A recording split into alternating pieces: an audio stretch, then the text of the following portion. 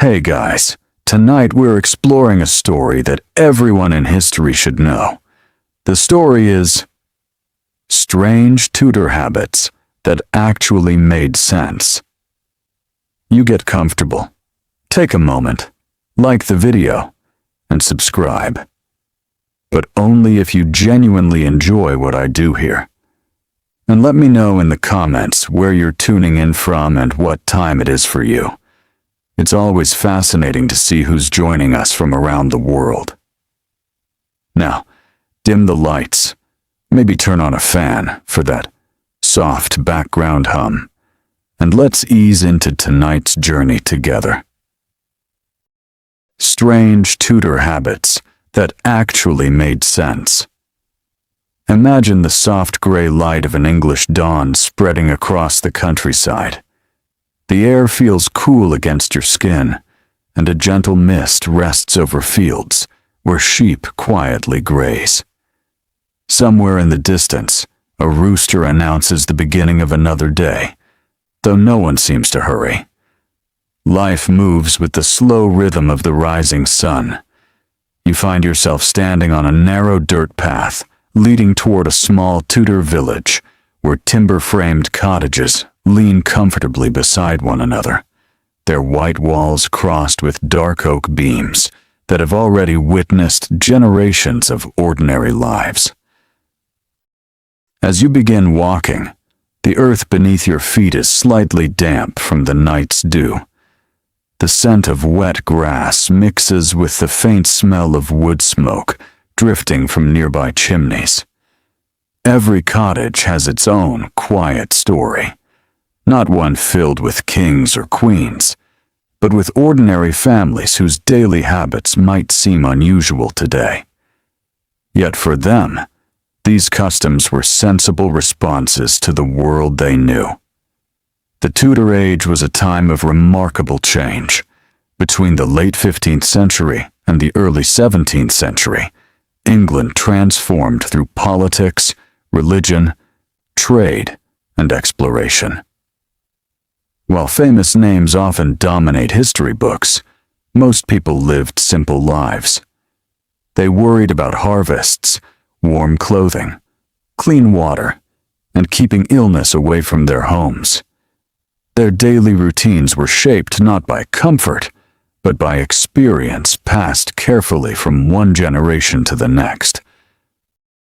Tonight, rather than following royal processions or great battles, you will quietly wander through the lives of these ordinary people. Their habits may appear strange from a modern point of view, but many of them were thoughtful solutions to challenges we rarely face today. Picture yourself arriving at the edge of the village just as the first doors begin to open. A woman steps outside carrying a wooden bucket. She pauses for a moment, breathing the crisp morning air before walking toward the village well. She is not alone. Others emerge with similar buckets, greeting one another softly before beginning another ordinary day. Water was precious, though not always difficult to find. The real challenge was keeping it safe. People understood, even without modern science, that some water sources made them sick, while others did not. They could not explain invisible bacteria, yet years of observation taught valuable lessons. A clean spring became treasured.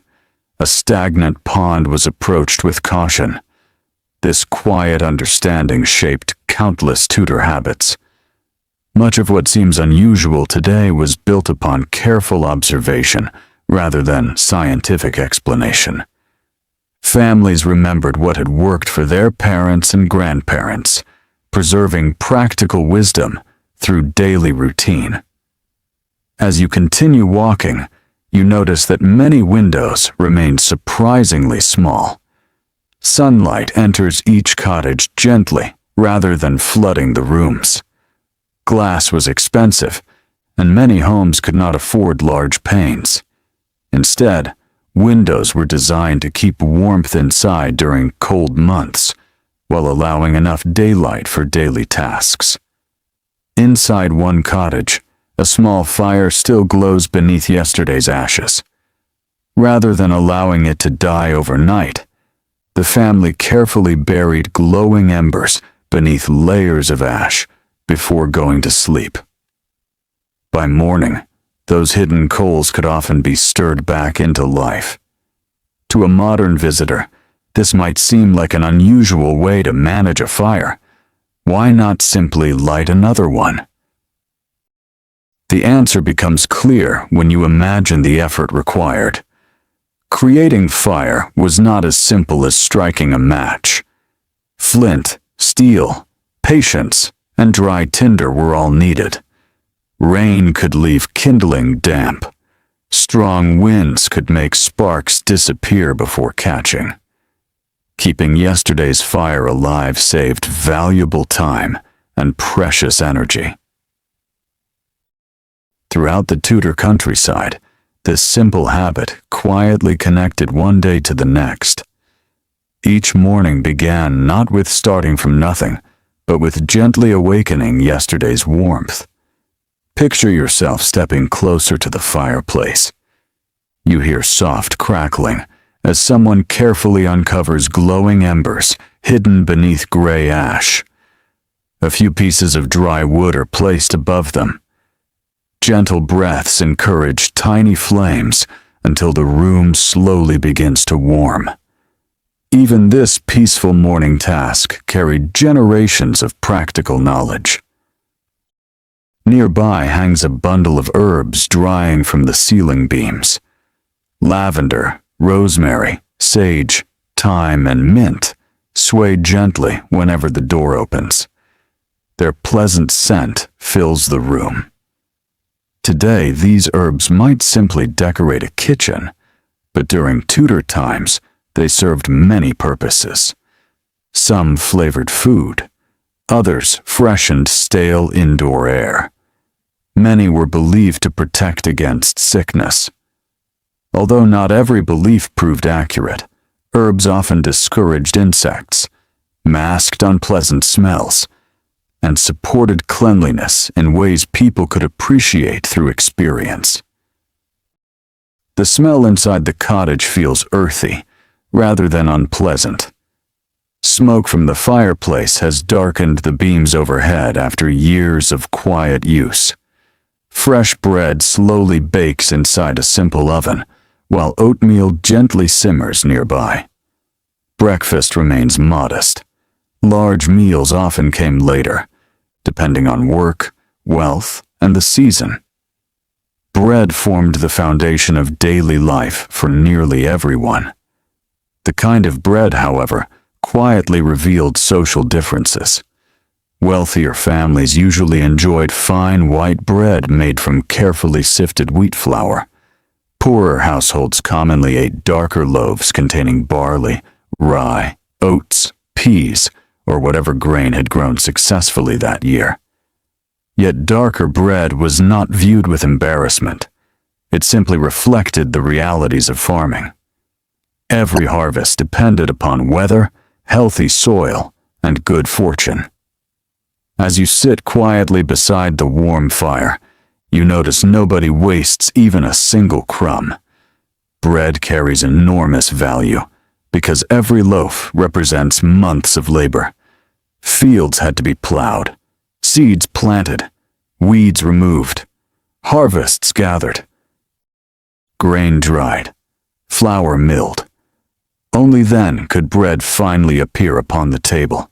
Every slice held the memory of an entire growing season. Outside, the village gradually awakens. Blacksmiths prepare their workshops. Farmers collect simple tools. Children chase one another across muddy paths before being called back to help their families. Life appears peaceful, yet every person understands that survival depends upon cooperation. Neighbors share equipment.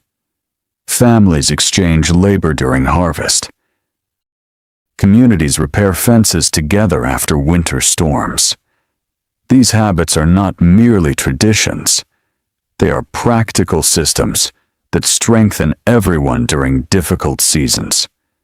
Imagine walking farther toward the village green. You hear gentle conversations rather than loud shouting. Most people know one another well. Births, weddings, illnesses, and harvests are shared experiences rather than private events. This close-knit way of living shapes another Tudor habit that may seem unusual today. Privacy exists differently here. Doors often remain unlocked while families work nearby. Neighbors enter homes freely when offering help or borrowing tools. Children wander between cottages throughout the day. Modern expectations of personal space would have felt unfamiliar. Instead, survival often depended upon remaining connected. The quiet rhythm of village life reminds that many customs grew naturally from necessity rather than preference. As clouds slowly drift across the morning sky, sunlight brightens the fields beyond the cottages. Workers begin walking toward farmland, carrying wooden rakes, sickles, baskets, and simple lunches wrapped carefully inside cloth. You decide to follow them. The path leads between hedgerows alive with birdsong. Wildflowers bloom beside shallow streams. Bees move patiently from flower to flower, continuing work that has remained unchanged for countless generations. Everywhere you look, nature quietly shapes human routine. Rain determines planting. Sunlight guides harvest. Cold influences clothing. Wind affects travel. People do not imagine themselves separate from the landscape. Instead, they adjust their habits to match its changing moods. This close relationship with nature explains many Tudor customs that modern observers sometimes misunderstand. As the fields stretch farther ahead, another quiet lesson begins to unfold, revealing how ordinary people dressed, worked, and cared for themselves in ways that appear surprising today, but made perfect sense within the world they called home. Picture yourself continuing along the narrow country path just as the morning settles into its gentle rhythm. Behind you, the village has fully awakened, though no one seems hurried. Smoke rises lazily from cottage chimneys, disappearing into a pale blue sky, while the distant sound of sheep and geese blends softly with the rustling of leaves. The cool air carries the scent of damp earth, fresh straw, and newly baked bread. Every step draws you deeper into the ordinary world of Tudor England, where even the smallest daily habit often had a thoughtful purpose. The fields stretch far beyond the village, divided by thick hedgerows that have stood for generations. They are more than simple boundaries. Birds build nests among their branches, wild berries grow beneath them, and travelers use them as quiet guides across the countryside. You find yourself walking beside a farmer whose boots are already coated with mud from the morning dew. His clothing may appear rough by modern standards, but every piece has been chosen with practical care. At first glance, Tudor clothing often seems heavy and uncomfortable. Layers of wool, linen, leather, and thick stockings covered much of the body throughout the year. To someone living today, especially during warm weather, this might seem unnecessary.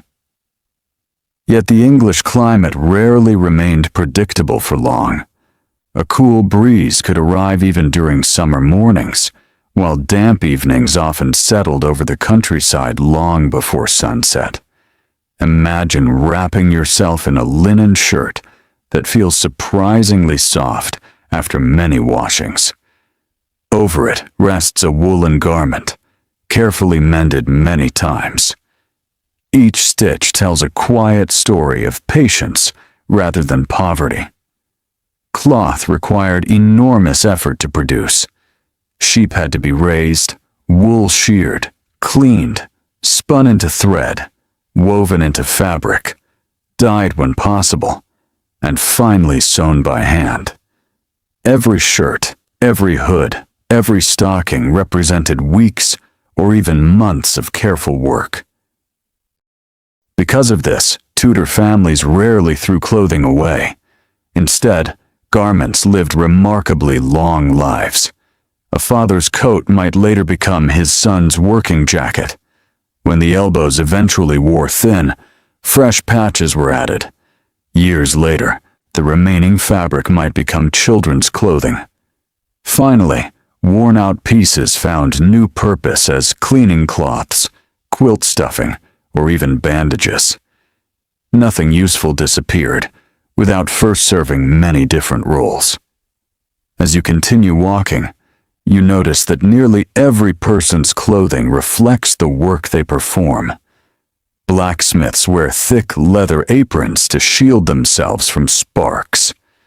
Farmers prefer sturdy wool that resists cold mornings and light rain. Shepherds wrap themselves in long cloaks that protect them from changing weather while watching flocks across open hills. Fashion certainly existed during the Tudor period, especially among wealthy families and at court. But for ordinary villagers, clothing remained closely connected to daily survival. You hear the steady rhythm of iron striking iron somewhere ahead. Following the sound, you arrive at a small blacksmith's workshop. The heat inside contrasts gently with the cool morning air outside. A glowing fire fills the room with warmth, while sparks briefly dance upward before fading into the smoke-darkened ceiling. The blacksmith works patiently, each measured strike shaping a horseshoe that will soon protect an animal traveling muddy roads. His movements appear almost effortless, yet every tool surrounding him has likely been repaired many times. The hammer handle has been replaced after years of use. The anvil bears countless marks left by previous generations. Nothing is wasted, nothing is discarded, simply because it has grown old. This careful respect for materials becomes one of the defining habits of Tudor life. In today's world, replacing broken objects often seems easier than repairing them. During the Tudor age, however, repair itself became an important skill.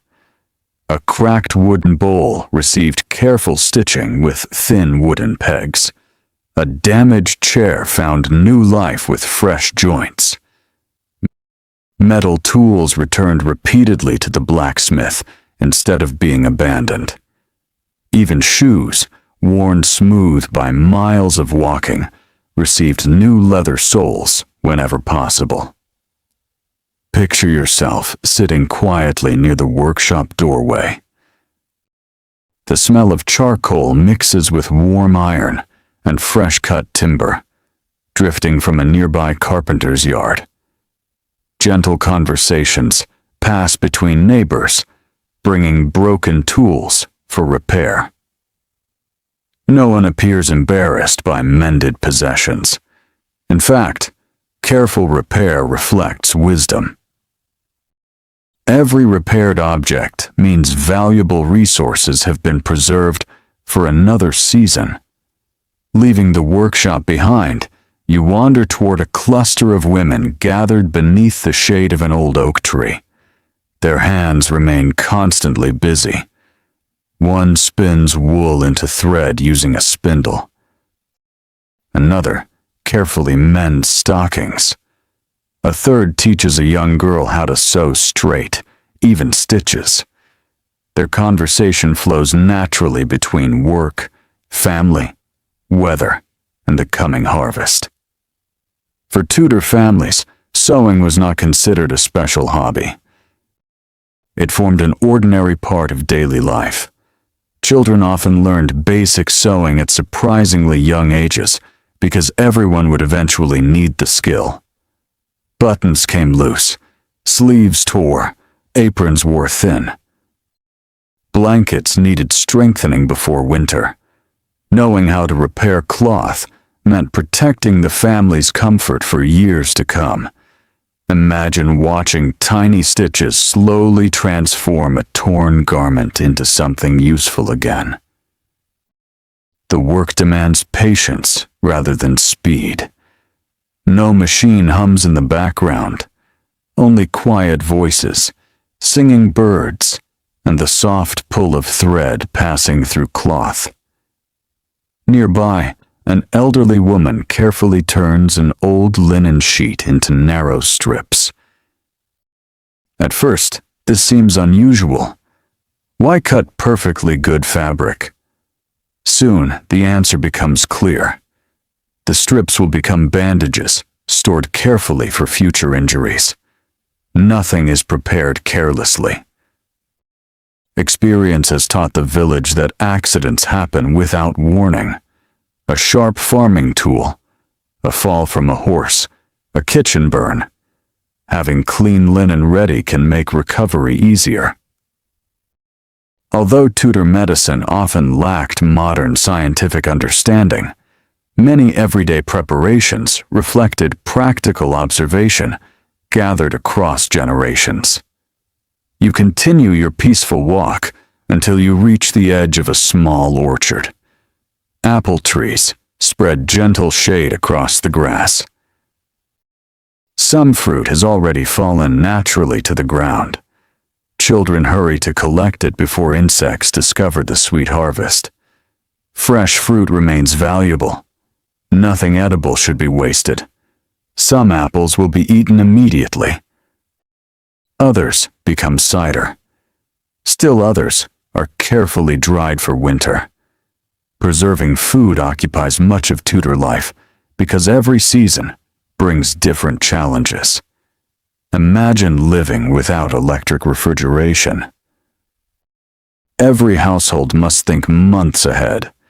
Summer abundance must somehow become winter security. This simple truth explains many habits that may appear strange today. Fish is salted until moisture disappears. Meat is smoked slowly above gentle fires. Herbs dry from ceiling beams. Vegetables rest inside cool root cellars. Fruit becomes preserves. Cheese ages patiently. Grain fills wooden storage bins protected from damp weather and hungry mice. Preparation quietly becomes another form of survival. As the morning slowly arrives in full, sunlight begins warming the countryside. Workers pause briefly beneath trees to drink. Interestingly, water is not always the only choice. Small amounts of ale often accompany meals, even during the day. To modern ears, this sounds surprising. Yet Tudor ale usually contained far less alcohol than many modern beers. Brewing also involved boiling water, making the drink safer in places where fresh water quality could not always be trusted. Children sometimes drank very weak ale alongside adults, though fresh spring water remained important wherever reliable sources existed. Again, the habit grows not from carelessness, but from practical experience. You find yourself sitting beside a quiet stream. Dragonflies skim across its surface while birds sing gently overhead. The peaceful landscape hides countless hours of human labor. Fields require constant attention. Animals demand daily care. Homes need repairing. Firewood must be gathered, water carried, meals prepared, clothing mended.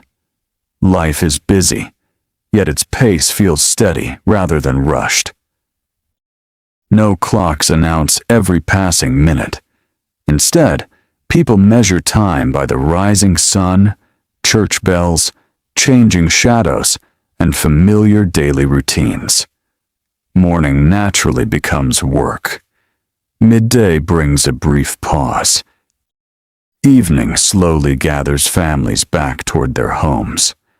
As you stand once more, ready to continue your gentle journey, the distant church bell rings softly across the countryside. Its sound drifts over fields, cottages, and quiet streams alike. Without anyone speaking, the village understands what the bell means. It is not simply marking time. It is quietly calling the community together once again, revealing another collection of Tudor habits that shaped both their faith and their everyday lives. The gentle sound of the church bell lingers in the cool morning air long after its final note has faded. It rolls softly across the fields, over winding streams, and through clusters of timber-framed cottages before disappearing into the quiet countryside. You pause for a moment, noticing how no one seems surprised by the familiar sound. There is no confusion about what it means. Without speaking, the villagers continue adjusting their routines, each person guided by rhythms they have known since childhood. Picture yourself following a narrow path toward the heart of the village. The church stands upon slightly higher ground, its weathered stone walls warmed by the growing sunlight. Moss clings gently to parts of the ancient building, while ivy climbs patiently toward its small windows. The structure has watched generations arrive, grow old, and quietly disappear, remaining a familiar landmark through every changing season. For Tudor villagers, the church was far more than a place for worship. It served as the center of community life. Important announcements were often shared here. Weddings joined families together beneath its roof. Children were baptized within its walls. Funerals brought neighbors together to remember lives that had quietly become part of the village's shared story. Today, it might seem unusual that so much of daily life revolved around one building. Yet in a world without newspapers, radios, or telephones, gathering regularly in one place allowed information to travel safely from person to person. Imagine entering through the heavy wooden door. The air inside feels noticeably cooler than outside. The thick stone walls keep much of the summer warmth at bay. Sunlight slips through small stained glass windows, scattering gentle patches of colored light across the worn stone floor. Somewhere nearby, a candle burns with a faint scent of beeswax. The room is peaceful.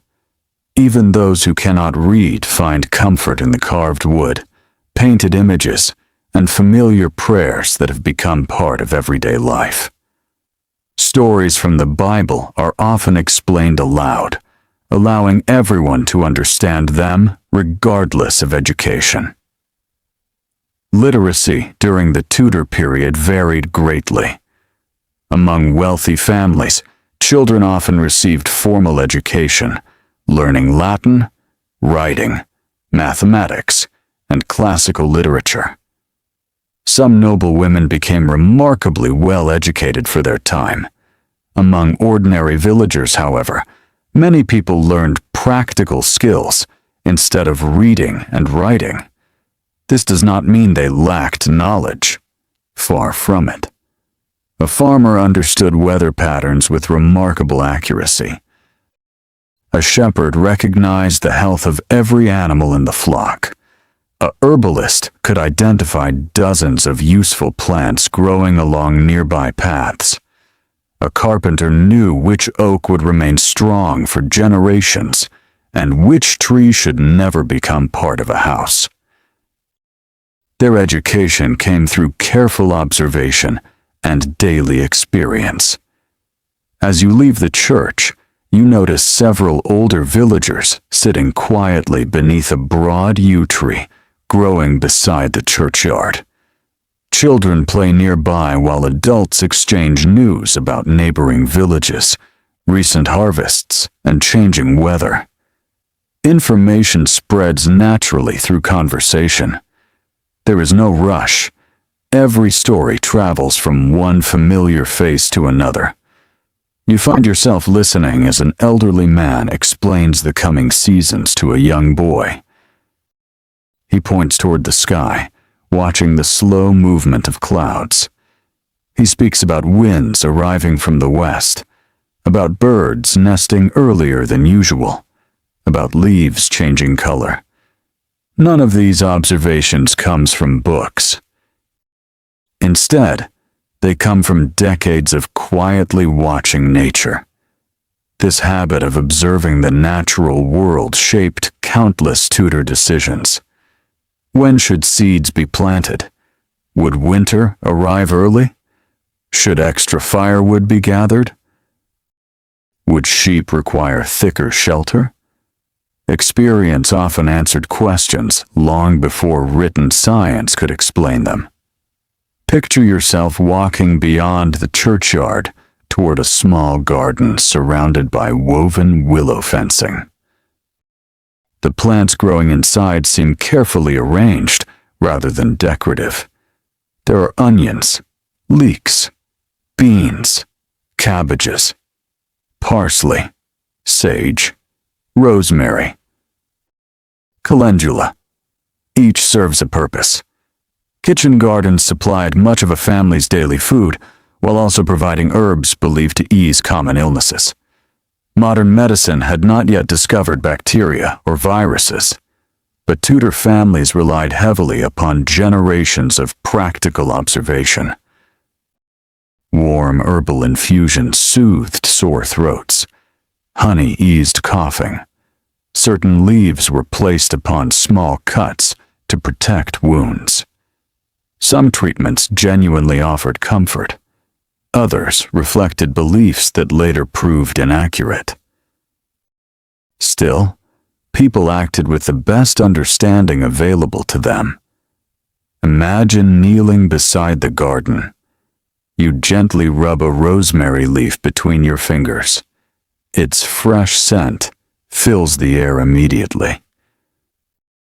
Nearby, lavender attracts buzzing bees, while mint spreads steadily along the edge of the path. These familiar plants quietly connect beauty with usefulness. Almost every household grows something that can be eaten, brewed, or used in simple remedies. Nothing occupies valuable space without reason. As the sun climbs higher, the village grows busier. Women prepare midday meals. Men continue repairing fences damaged during previous storms. Children gather sticks for cooking fires.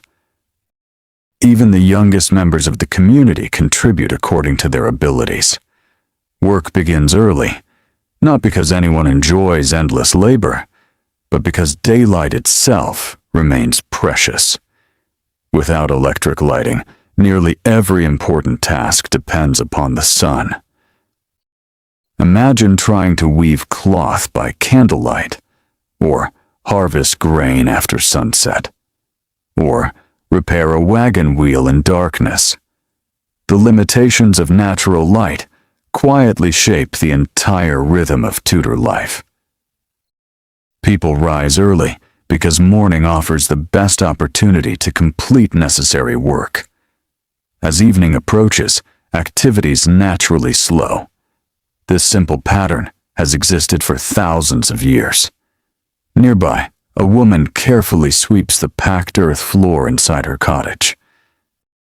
At first, this seems like an ordinary household chore, yet the floor itself reveals another habit that often surprises modern visitors. Many Tudor homes had floors made from compacted earth rather than wooden boards. These earthen floors required regular care. Fresh rushes or reeds were sometimes spread across them, especially in wealthier homes. The practice may sound unusual today. Some imagine that rushes remained unchanged for months. In reality, households often replaced them regularly, particularly where cleanliness mattered. Fresh plant material helped reduce mud, absorbed moisture, softened footsteps, and improved comfort inside the home.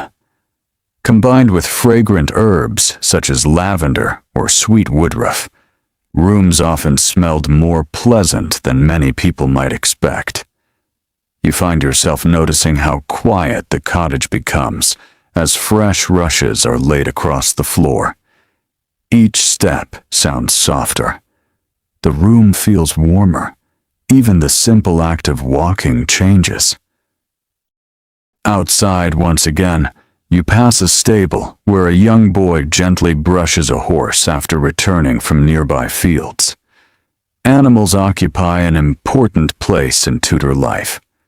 They are companions, workers, transportation, and valuable investments all at once. A healthy horse can plow fields, carry goods, pull wagons, travel between distant villages. Likewise, cows provide milk, sheep offer wool, chickens lay eggs. Pigs transform leftover food into valuable meat. Every animal receives daily attention because each contributes directly to the family's survival. Imagine hearing the quiet sounds surrounding the stable. The slow chewing of hay, leather harnesses creaking gently, hooves shifting across clean straw, the peaceful snort of a resting horse. These ordinary sounds become part of daily life, so familiar that villagers rarely stop to notice them.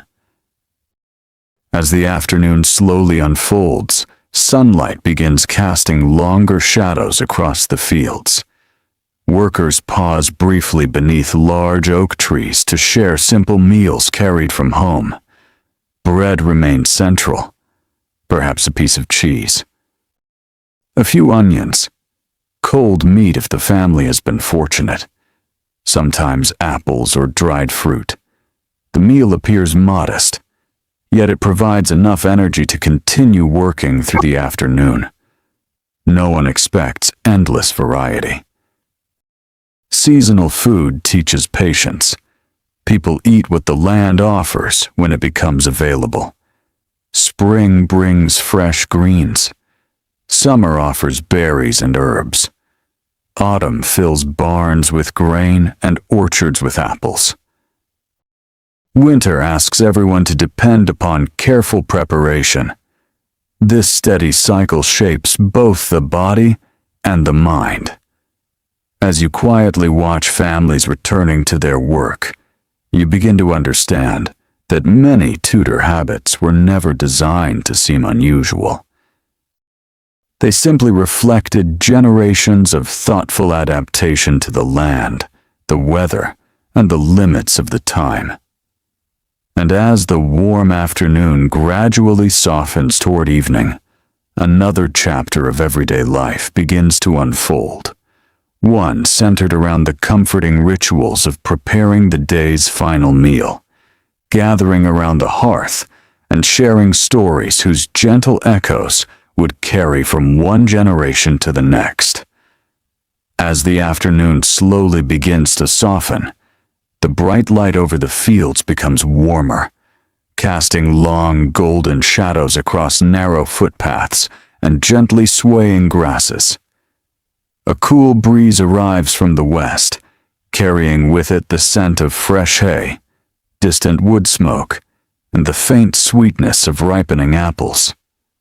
You find yourself walking back toward the village, where the steady rhythm of work is gradually giving way to the quieter routines of evening. There is no sudden ending to the day. Instead, the pace gently slows. Farmers finish tying bundles of grain. Children gather scattered tools left beside the fields. Shepherds whistle softly as flocks begin their familiar journey home. Even the village dogs seem to understand that daylight is becoming precious. Every movement feels calm, practiced, and unhurried.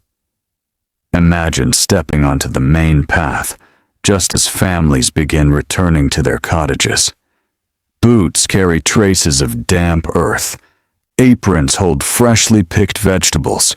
Wooden baskets are filled with onions, cabbage leaves, carrots, herbs, and perhaps a few eggs collected during the afternoon. Every household brings home something useful, no matter how small. Nothing gathered during the day is considered insignificant. A handful of herbs might flavor several meals. A few fallen branches may keep tomorrow morning's fire alive. Even smooth stones collected from a field help protect plow blades during future harvests. The Tudor habit of finding value in ordinary things quietly shapes every corner of village life. You pause beside a small stream where two women are carefully washing wooden bowls. At first glance, the task appears simple, yet they do not leave the bowls soaking in water for long. Instead, they rinse them, scrub them with cloth and bundles of coarse grass, and dry them carefully before carrying them home. Wood absorbs moisture easily. If left wet for too long, it can crack, warp, or begin to rot. Generations of experience have taught families that careful cleaning also means careful preservation. Many kitchen items remain in use for decades because they receive constant attention. Imagine holding one of these wooden bowls. Its surface has become perfectly smooth after years of daily meals. Tiny marks left by spoons, knives, and countless washings tell a quiet story of family life. Perhaps a grandmother once used this very bowl. Perhaps now her grandchildren do the same. Objects often outlive the people who first owned them. As you continue walking, the pleasant smell of cooking begins drifting through the village. Each cottage offers a slightly different aroma. One smells of barley simmering slowly with vegetables. Another carries the scent of onions gently frying in animal fat. Farther along, fresh bread cools beside an open window. A pot of peas bubbles quietly over another fire. These meals are rarely elaborate. Instead, they reflect what the season provides. Tudor cooking depends heavily upon patience. Soups, stews, and pottages remain common because they make excellent use of available ingredients. A handful of oats, some cabbage, leeks, beans, a little cheese, perhaps leftover meat from an earlier meal. Everything cooks together slowly above the fire. The result changes with every season. No two pots are exactly alike. Picture yourself entering one warm cottage where supper is almost ready. The fire glows softly beneath a black iron pot suspended over glowing coals. Rather than fierce flames, gentle heat slowly transforms simple ingredients into a nourishing meal. Occasionally, someone stirs the pot with a long wooden spoon. No recipe lies open nearby. The cook relies instead upon memory. She knows exactly when herbs should be added. She understands how thick the stew should become. She adjusts everything by sight, smell, and taste. Knowledge passes quietly from parent to child through years of shared experience. Nearby, a young girl carefully slices yesterday's bread. Nothing about the loaf suggests that it is no longer useful. In fact, slightly older bread often serves many purposes. It thickens soups, supports roasted meat, becomes breadcrumbs, or simply accompanies another evening meal. The idea of throwing away stale bread would seem deeply wasteful. Every loaf still carries the memory of months spent growing grain beneath uncertain skies. As the evening meal is shared, conversation remains gentle. Families speak about tomorrow's work, neighbors who visited during the day, animals needing attention. Perhaps someone mentions changing weather. Perhaps another quietly remembers a relative living in a nearby village. The meal nourishes not only the body, but also the bonds between generations. Imagine sitting quietly near the edge of the room. The flickering firelight dances across dark wooden beams overhead. Outside, birds slowly settle into nearby trees. A gentle wind brushes against the cottage walls. Inside, laughter remains soft. No one rushes to leave the table. For a little while, work gives way to companionship. This peaceful gathering becomes another habit that quietly strengthens Tudor families. The evening offers something daylight often cannot: time together.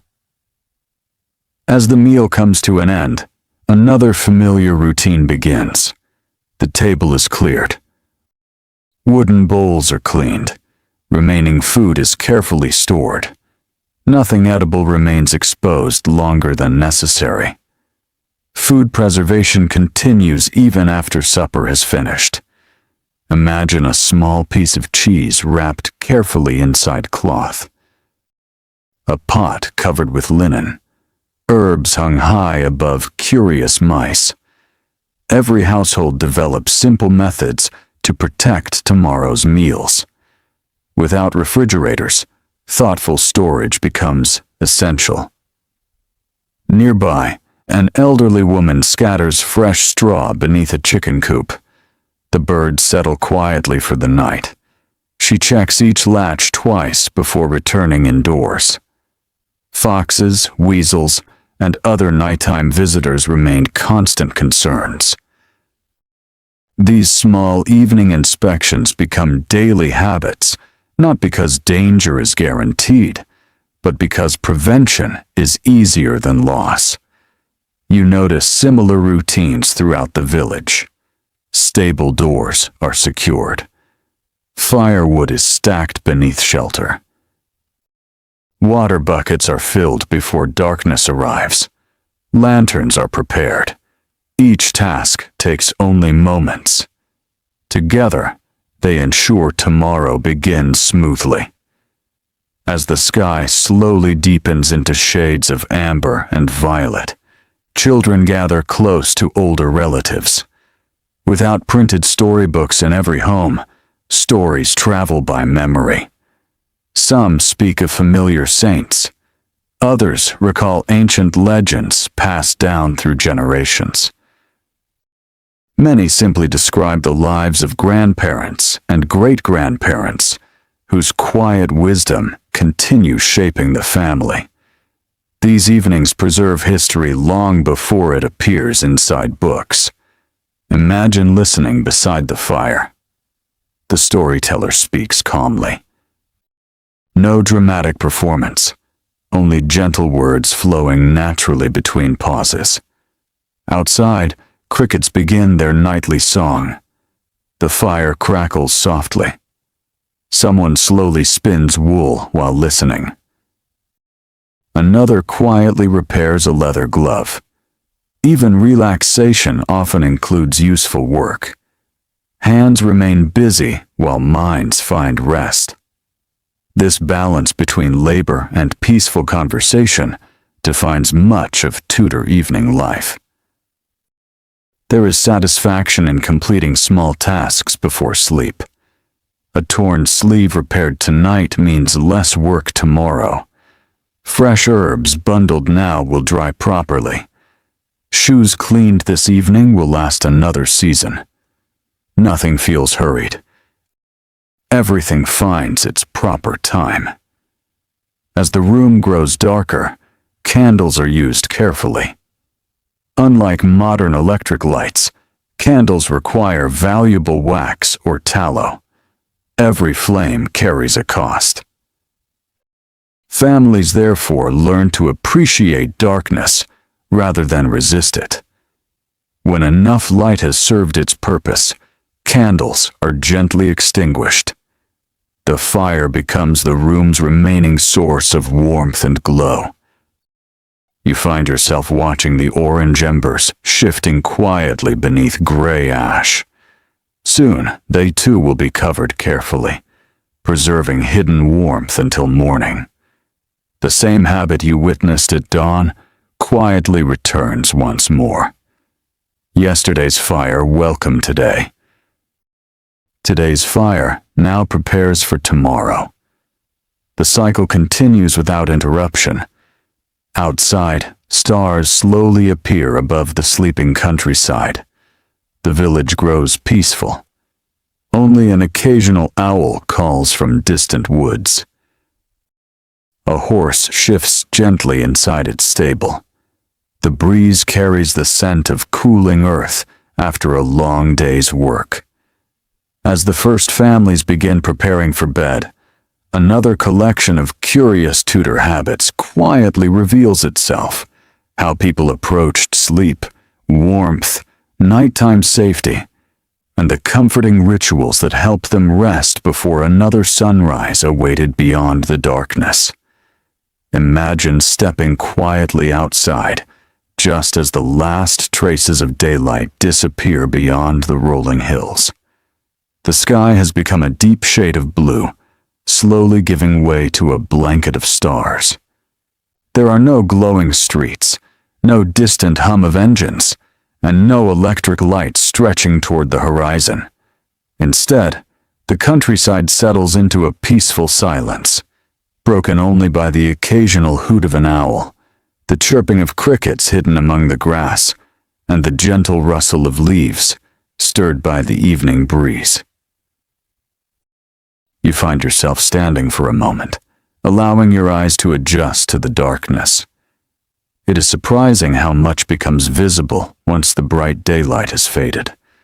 The moon, when full, paints the village with a soft silver light. Familiar paths begin to appear again. The outlines of cottages, barns, and ancient trees emerge quietly from the shadows. For Tudor families, darkness was not an enemy. It was simply another part of the natural day. Rather than trying to push it away with endless light, people learned to live alongside it. This is one of the many habits that may seem unusual today. Modern life often encourages us to stay awake long after sunset, surrounded by bright lamps and glowing screens. Tudor evenings, however, naturally invited rest. The setting sun gently signaled that the busiest part of the day had come to an end. Picture yourself returning to a warm cottage, where the family has almost finished their evening routine.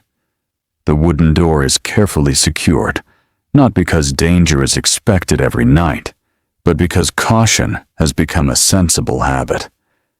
A simple wooden bar rests across the door, providing reassurance until morning. Nearby, the shutters covering the windows are closed against the cool night air. Inside, the room glows softly from the fireplace. Most of the large flames have faded now, leaving behind steady orange embers. The warmth spreads gently through the cottage, reaching every corner little by little. An older man kneels beside the hearth. Instead of adding more wood, he slowly pulls a layer of fine ash over the glowing coals. You have seen this before. At first, it seems strange to cover a fire rather than feed it. Now its quiet wisdom becomes clearer. The ash slows the burning process, allowing enough heat to survive until dawn. If fortune smiles, Tomorrow's fire will only need a little dry wood and a careful breath to return to life. Every small action saves valuable effort. Imagine the peaceful confidence this simple habit brings. The family goes to sleep, knowing that morning will begin with warmth already waiting beneath the ashes. Nearby, bedding is being prepared. Modern beds often appear soft and uniform, but Tudor sleeping arrangements reflected both practical needs and available resources. Wealthier households sometimes enjoyed feather-filled mattresses resting upon carved wooden frames. Ordinary families usually slept on mattresses stuffed with straw, dried grasses, wool, or occasionally feathers if they could afford them. These beds required regular attention. Fresh straw might be added, old stuffing replaced, blankets shaken free of dust. Simple maintenance helped keep sleeping places cleaner and more comfortable. The habit of airing bedding whenever weather allowed became surprisingly important. Imagine a bright summer morning when blankets are carried outside. They hang across fences or low branches, gently warmed by sunshine and fresh air. Although Tudor people could not explain invisible microorganisms, they understood that fresh air often improved comfort and reduced unpleasant smells. Again, careful observation quietly guided everyday life. You watch as one woman gently smooths a linen sheet before placing it over the mattress. Linen feels cooler and cleaner against the skin than rough wool. During colder months, thick woolen blankets are added one by one until the bed becomes a warm shelter against winter nights. There is another habit that surprises many modern visitors. Family members often shared beds. This was not always a sign of overcrowding, although smaller cottages certainly had limited space. Sharing warmth made practical sense. A cold winter night could be far more comfortable when several people slept beneath heavy blankets together. Children commonly shared sleeping spaces with brothers, sisters, or parents while they were young. The arrangement strengthened both comfort and family closeness. Picture yourself listening to the quiet sounds inside the cottage. Someone quietly yawns. A child whispers one final question before drifting towards sleep. The fire crackles gently. Outside, rain begins tapping softly against the roof thatch. The thick layer of straw above your head does more than keep out the weather. Properly maintained thatch provides excellent insulation, helping cottages remain cooler during summer and warmer during winter. Its appearance may seem unusual today, yet it reflects generations of careful building knowledge perfectly suited to the English countryside. You notice another thoughtful evening habit. Before anyone lies down to sleep, tomorrow receives quiet preparation. A clean shirt is folded neatly. Boots are placed beside the door. A bucket stands ready for the morning trip to the well. Simple tools rest exactly where they will be needed after sunrise. Preparing tonight makes tomorrow easier. It is such an ordinary habit that no one speaks about it, yet it quietly saves countless moments every single day. Imagine how peaceful it feels to wake, knowing everything already waits in its proper place. As the cottage grows quieter, conversation gradually fades. Instead of constant entertainment, silence itself becomes welcome. People have spent the entire day surrounded by natural sounds: birdsong, wind, flowing water, animal calls, hammer strikes, human voices. Now the night offers something equally valuable: stillness. There are no clocks ticking loudly in every room. Few distractions compete for attention. Sleep arrives naturally. Historians believe that many people during this period sometimes experienced what is now called segmented sleep. Rather than always sleeping straight through the entire night, some individuals woke naturally for a quiet period before returning to bed. During this peaceful interval, they might pray, tend the fire, reflect quietly, or simply rest before drifting back to sleep. Not everyone followed this pattern, but historical records suggest it was familiar in many parts of Europe before artificial lighting became common. Imagine waking briefly in the middle of the night. The cottage remains peaceful. Only glowing embers light the room with a faint orange glow. Outside, gentle rain has stopped. The air smells wonderfully fresh. You hear only the distant call of an owl somewhere beyond the fields. After a few quiet moments, you pull the blanket closer and gradually fall asleep once again. No anxiety accompanies the brief awakening. It simply becomes another natural rhythm of the night. As the hours pass, the village rests beneath a sky crowded with stars. Foxes move silently along hedgerows. Horses sleep standing in their stables. Cattle breathe slowly beneath wooden shelters. Even the wind seems softer now. The entire countryside feels wrapped in calm. Eventually, somewhere beyond the eastern horizon, the first hint of dawn begins preparing another day. Long before sunlight reaches the village, one or two experienced farmers quietly awaken. Not because an alarm has rung. Not because a clock demands it. Their bodies have learned the rhythm of seasons through years of steady living. Soon, the hidden embers beneath the hearth will be uncovered. Fresh water will be carried from the well. Bread dough will be prepared. Animals will greet another morning. The gentle cycle will begin again, almost exactly as it has for generations.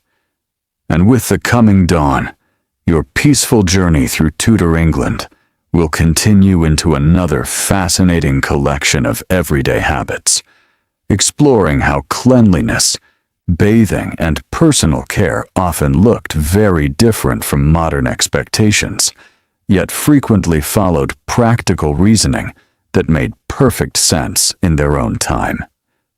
Imagine the first pale light of dawn quietly returning to the English countryside.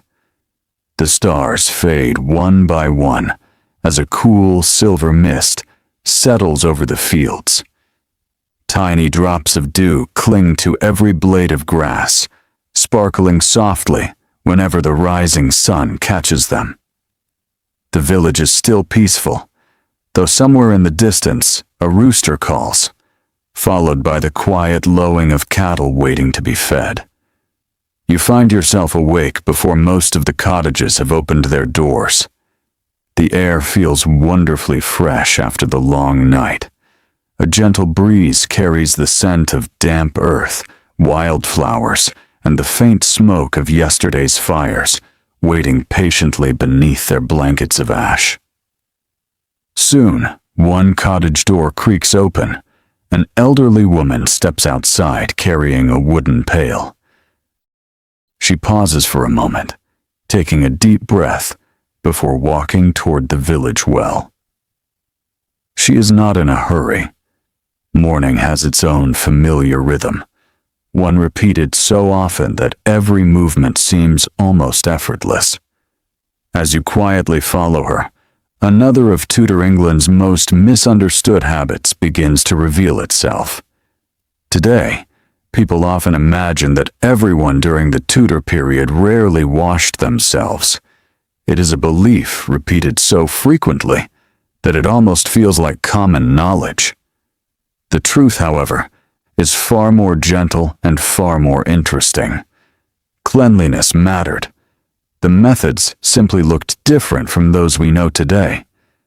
Picture yourself standing beside the village well. Fresh water rises slowly from deep beneath the earth, cool even during the warmth of summer. Villagers lower buckets carefully, lifting them back with practiced hands. Every drop requires effort. Because water must be carried home by hand, families naturally learn to use it wisely. Nothing is wasted. This careful use of water sometimes creates the mistaken impression that people disliked washing. In reality, many washed parts of the body regularly: hands, faces, necks, arms. These areas were often cleaned each morning using basins filled with fresh water.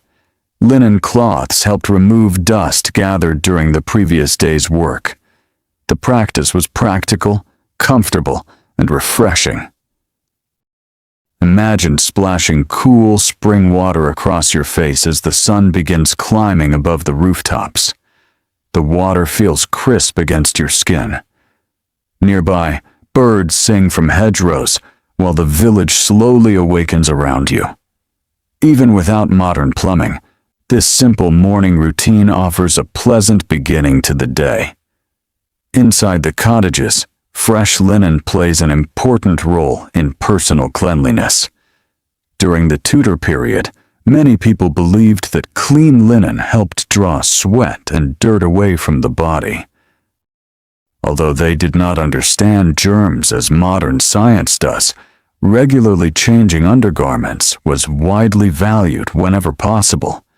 A freshly washed linen shirt felt cool, comfortable, and respectable. Families often spent considerable time washing these garments because they came into direct contact with the skin. Imagine watching several women gathered beside a gently flowing stream. Wooden tubs sit nearby. Bundles of linen soak in water before being scrubbed carefully using homemade soap. The work is not easy. Clothes are beaten gently against smooth stones. They are rinsed repeatedly. Finally, they are spread across bushes and wooden fences to dry beneath the open sky. Fresh air and sunlight become quiet companions in the washing process. Soap itself is another interesting part of Tudor daily life. It was usually made from simple ingredients: animal fats, wood ash, sometimes fragrant herbs. The finished soap rarely resembled the smooth bars found in modern shops.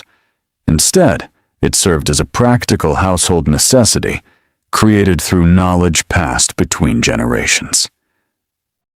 Nothing about it was luxurious, yet it fulfilled its purpose remarkably well. As you continue walking through the village, you notice several children laughing quietly while helping with the morning washing. Learning household skills begins early. A young girl carefully wrings water from a linen cloth. Her younger brother carries another basket toward the drying lines. They do not see these tasks as punishment. They simply become part of everyday family life. Imagine the gentle breeze lifting white linen sheets as they dry. Sunlight filters through the fabric. The fresh scent of clean cloth mixes with lavender growing nearby. It is a peaceful scene, reminding you that cleanliness has always been connected with comfort as much as appearance. You wander farther along the lane until you notice a small wooden comb resting beside an open doorway. Hair care forms another quiet part of the morning routine. Long hair is brushed patiently. Children's hair is checked carefully. Combs, often carved from wood, bone, or horn, remove dust and help keep hair neat. Many women cover their hair with linen caps. Married women especially commonly wore head coverings in public. To modern eyes, this may seem restrictive. Yet practical reasons also played a part. Caps helped keep hair cleaner during daily work. They protected hairstyles. They also prevented loose strands from falling into food during cooking. Again, fashion and practicality quietly worked together. Inside another cottage, a man carefully trims his beard using a sharp blade. Barbers in Tudor towns performed far more than simple haircuts. They often assisted with minor medical treatments, tooth extractions, and bloodletting, reflecting the medical beliefs of the age. Although many of those treatments are no longer considered effective, people trusted them because they represented the best knowledge available at the time. Imagine hearing the steady scrape of a razor while morning sunlight enters through a small window. The room smells faintly of soap and fresh linen. Outside, carts begin rolling toward nearby markets. Life continues its gentle rhythm. You find yourself walking toward a small herbal garden once more. This time, an older woman gathers fragrant plants shortly after sunrise.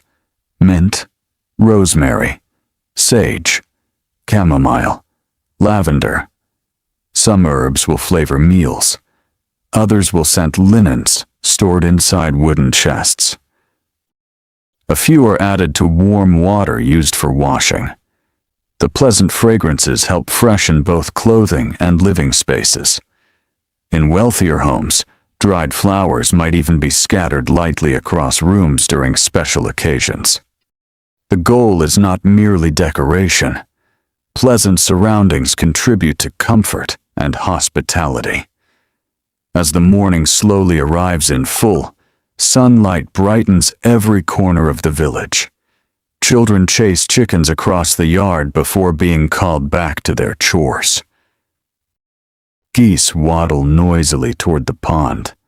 A baker removes fresh loaves from the oven, filling the air with the comforting aroma of warm bread. The village feels alive, yet never hurried. There is another habit you begin to notice.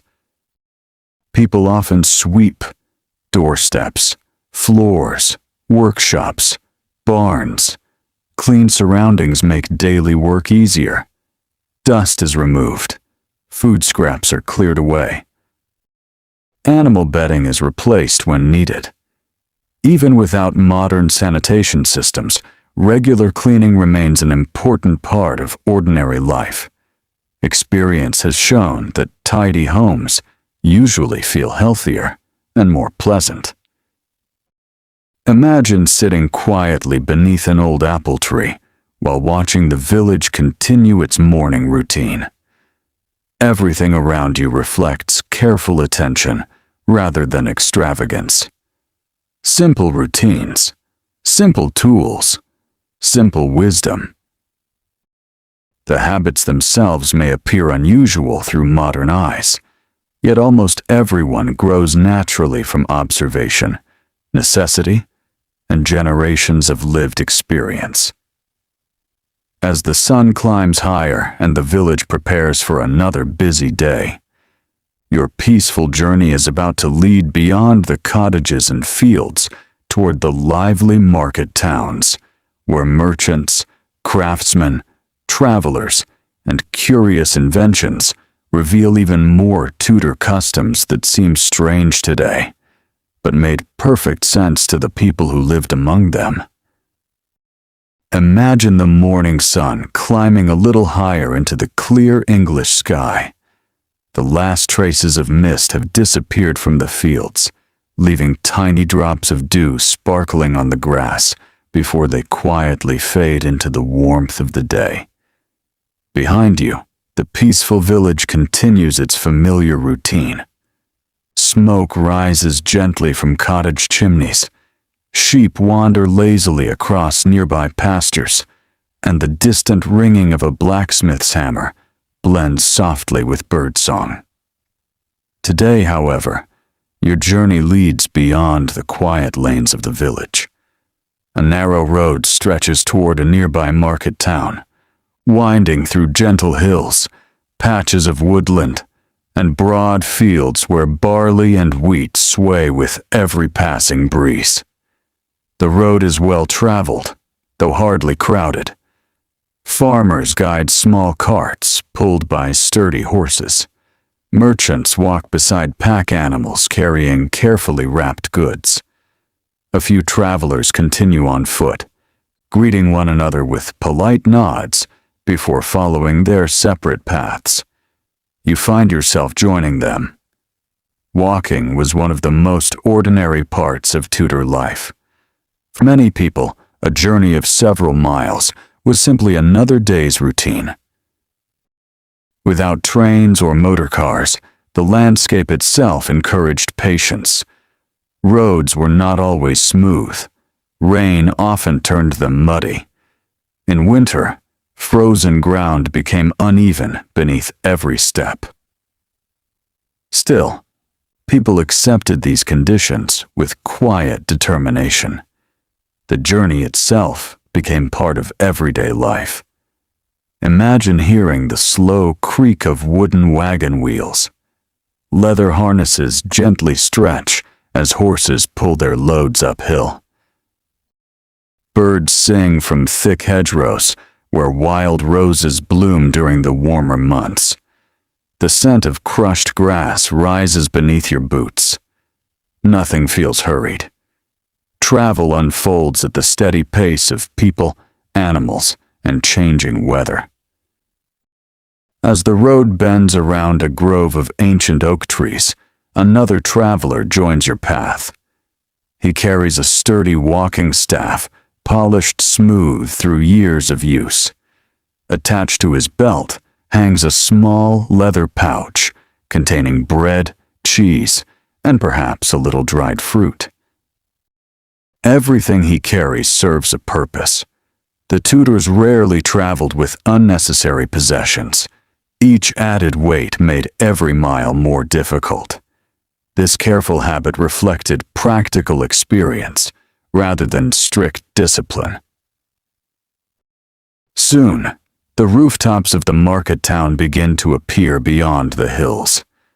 Stone buildings rise beside timber-framed houses. A church tower stands above them all, quietly watching over the busy streets below. Unlike the peaceful village you left behind, the market town hums with gentle activity. Not loud, not chaotic, simply alive. Picture yourself entering through the main street. Merchants arrange baskets filled with onions, apples, carrots, and fresh herbs. The rich scent of warm bread drifts from the baker's shop.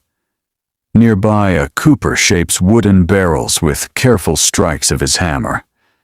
Across the street, a tailor sits near an open doorway, stitching new sleeves onto a customer's well-worn coat.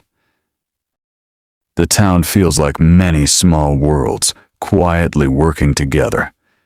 Every trade depends upon another. The baker needs flour from the miller. The miller depends upon farmers. Farmers require blacksmiths. Blacksmiths rely upon charcoal burners. Nothing stands alone. One of the most fascinating Tudor habits becomes especially clear here. People specialized in their crafts for years, sometimes for an entire lifetime. A young apprentice might begin learning at 12 or 13 years old. For many years, he would simply observe. He would sweep floors, carry tools, prepare materials. Gradually, as his skills improved, he earned greater responsibility. Patience formed the heart of learning. Imagine standing inside a carpenter's workshop. The rich smell of freshly cut oak fills the air. Sunlight enters through narrow windows, illuminating tiny curls of wood scattered across the floor. An experienced craftsman pauses before making each cut.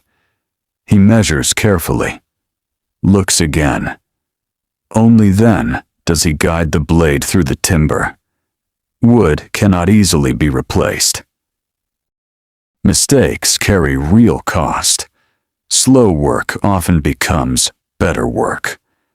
This quiet philosophy appears throughout Tudor life. Nearby, a young apprentice watches every movement. No written instruction guides him. Instead, knowledge passes directly from skilled hands to curious eyes. Generation after generation, these patient lessons preserve remarkable craftsmanship. As you continue exploring the market, you notice that almost every purchase involves conversation. Customers ask about the quality of grain. They discuss weather affecting harvests. They exchange news from neighboring villages. Buying and selling become opportunities for friendship as much as trade. Trust matters deeply. Many merchants depend upon returning customers they have known for years. Reputation quietly becomes one of the most valuable possessions anyone can own. Imagine stopping beside a cloth merchant. Rolls of wool, linen, and imported fabrics rest neatly beneath a simple canopy. Running your fingers across the cloth, you notice surprising differences. Some fabrics feel coarse and strong, designed for hard work. Others are remarkably soft, destined for wealthy households. Even color tells a story. Bright dyes often cost more because producing them required rare materials and skilled labor. Simple earth tones remained common among ordinary people. The marketplace offers another unusual habit. People often examined goods with extraordinary care. An apple might be picked up, turned gently in the hand, and inspected from every angle. A clay jug received similar attention. A length of cloth was unfolded completely before any decision was made. Nothing was purchased casually. Every coin represented hours of work. Every choice mattered. Picture yourself walking toward the edge of the market, where traveling entertainers occasionally gather. A musician quietly plays a wooden flute. Children stop to listen. Nearby, a storyteller shares familiar tales with a small circle of smiling listeners. Entertainment exists, but it remains simple. There are no towering stages, no brilliant lights, no thunderous crowds. Instead, stories travel from voice to voice. Songs pass between generations. Music becomes something shared rather than consumed. As midday approaches, the marketplace grows slightly busier. The aroma of freshly cooked pies fills the air. A woman carefully pours warm pottage into wooden bowls. Travelers pause beneath the shade of large elm trees to rest tired feet. The sounds remain gentle. Soft conversations, horse hooves, rustling baskets, distant church bells marking another passing hour. You find yourself sitting quietly beside an old stone fountain. Watching people come and go, you begin noticing another practical Tudor habit. Almost everyone greets familiar faces, not with lengthy conversations every time, often only a nod, a smile, a few friendly words. Small acts of recognition strengthen community life. Even in busy towns, people value belonging. The afternoon sun now casts bright light across the cobbled streets. Shadows shorten beneath wooden signs hanging outside workshops. A goldsmith polishes delicate jewelry. A potter shapes wet clay with steady hands. A basket maker patiently weaves willow branches gathered from nearby rivers. Each craft reflects years of quiet practice. Each object carries something of its maker. Nothing feels hurried. Nothing feels disposable. The more you observe, the clearer one truth becomes. The habits that appear unusual today often grew from patience. People repaired instead of replacing. They observed before acting. They valued skills developed over decades rather than moments. These customs were not strange to those who lived them. They were simply sensible responses to the world around them. As the afternoon begins its slow journey toward evening once more, the market gradually settles into a gentler rhythm. Some travelers prepare for the road home. Merchants carefully count their remaining goods. Workshops begin cleaning their tools before sunset.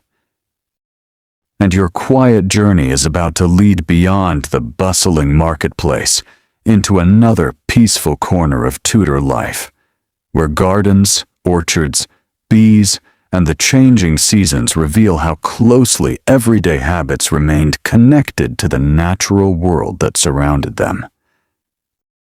Imagine leaving the gentle bustle of the market town behind as the afternoon sun begins its slow descent across the English countryside. The sounds of merchants calling to customers gradually fade until they are replaced once again by the peaceful music of nature. A light breeze stirs the branches of ancient oak trees, carrying with it the sweet scent of wildflowers, freshly cut hay, and warm earth that has rested beneath the summer sun since morning.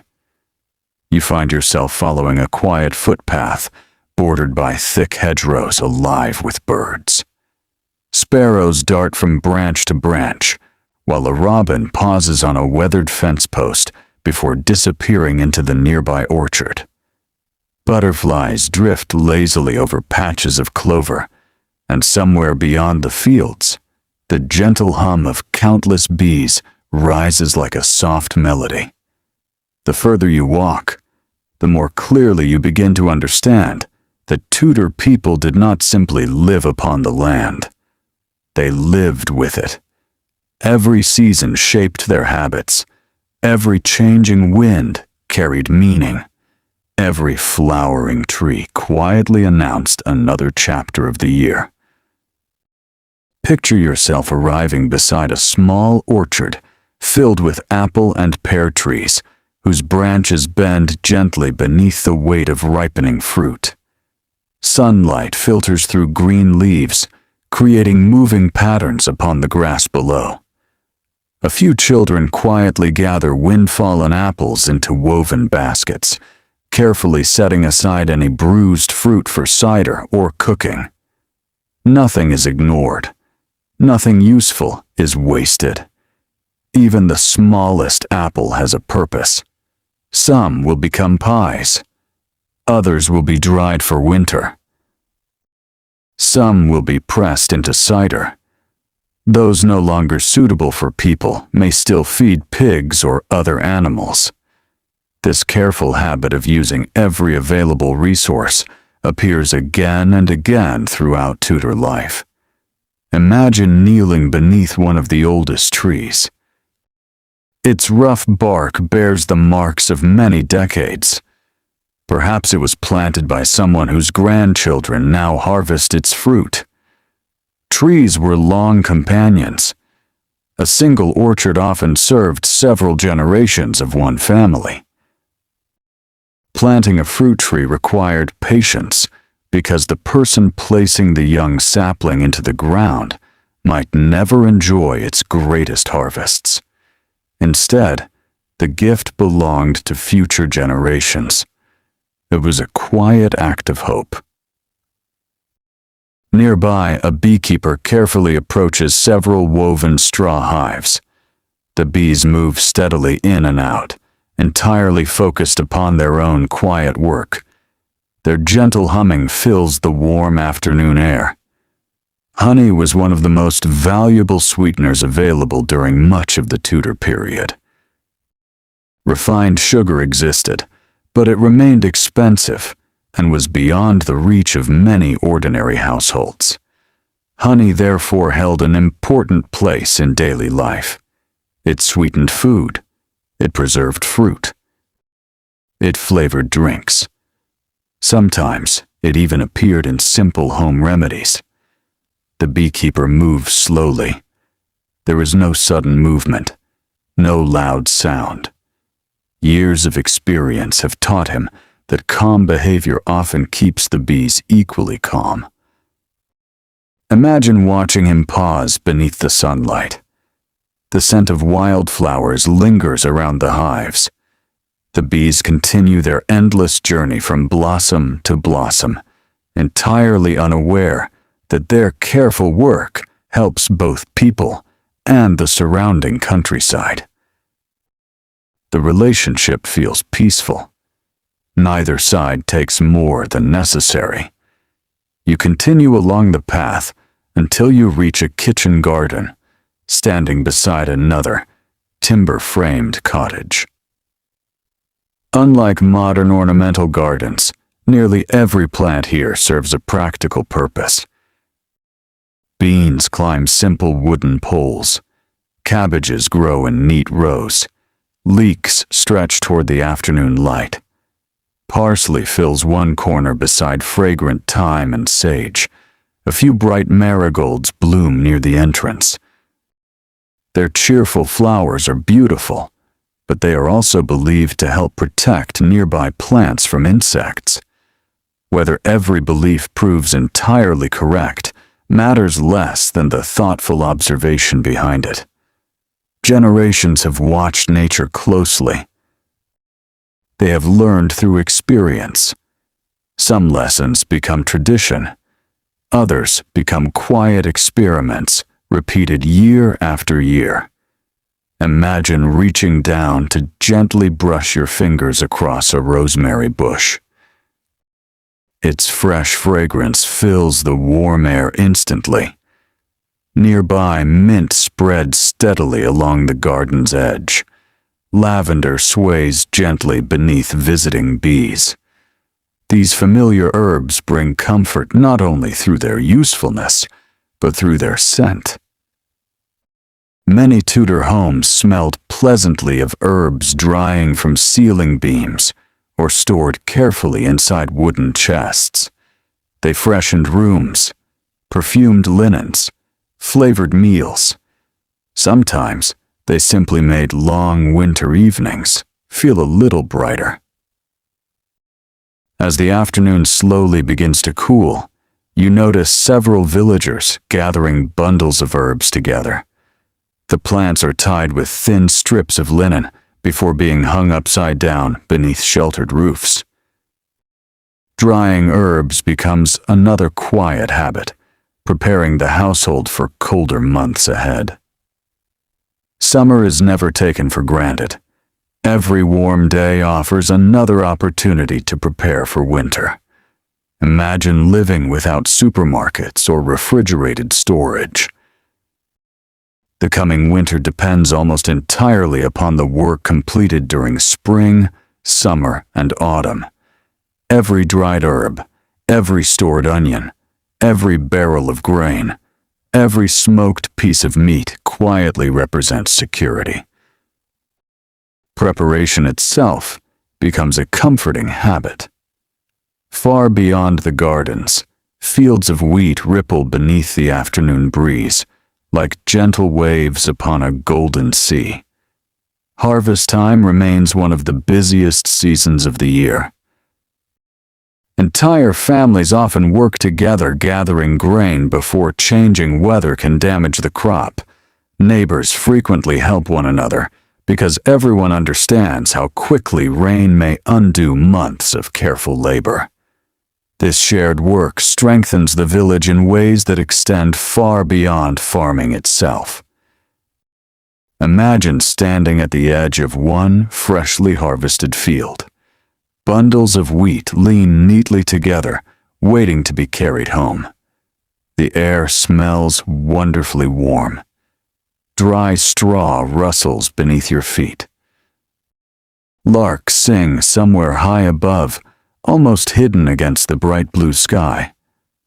For a moment, everything feels wonderfully still.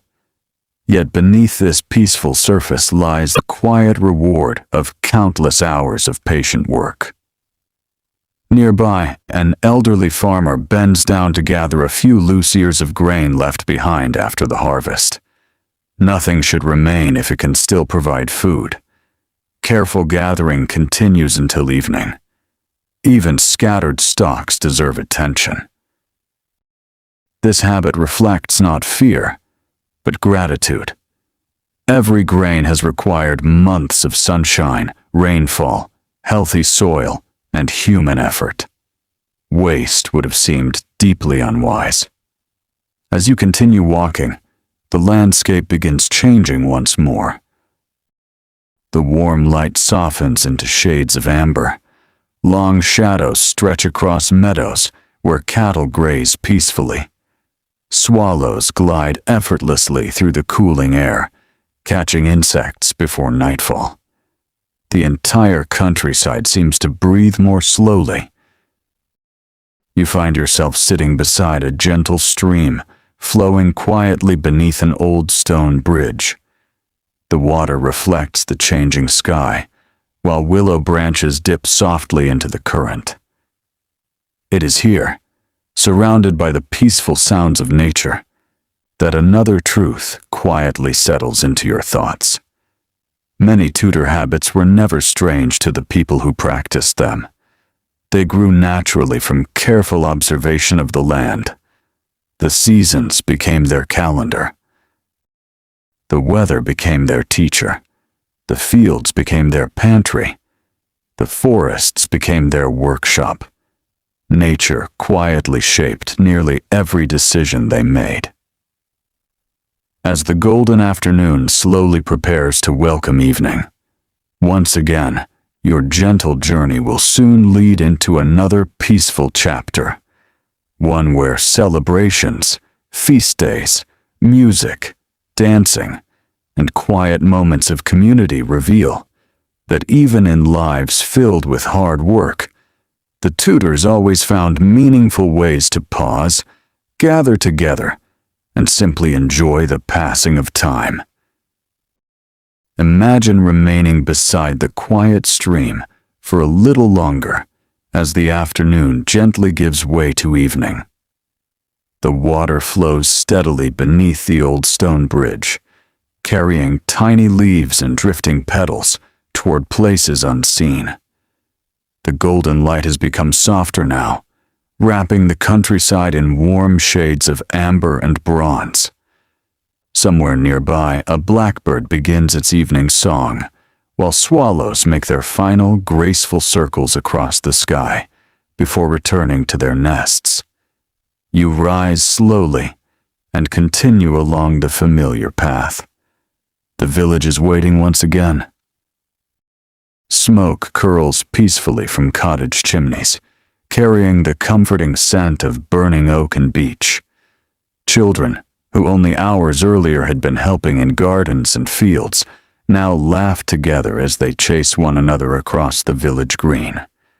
Their games require little more than imagination, a few smooth stones, or a simple wooden hoop rolling across the packed earth. Life has been busy. Now it begins to grow gentle again. Picture yourself entering the village just as several neighbors gather beneath a broad oak tree whose branches have sheltered countless conversations over the years. No one appears hurried. Work has been completed for the day.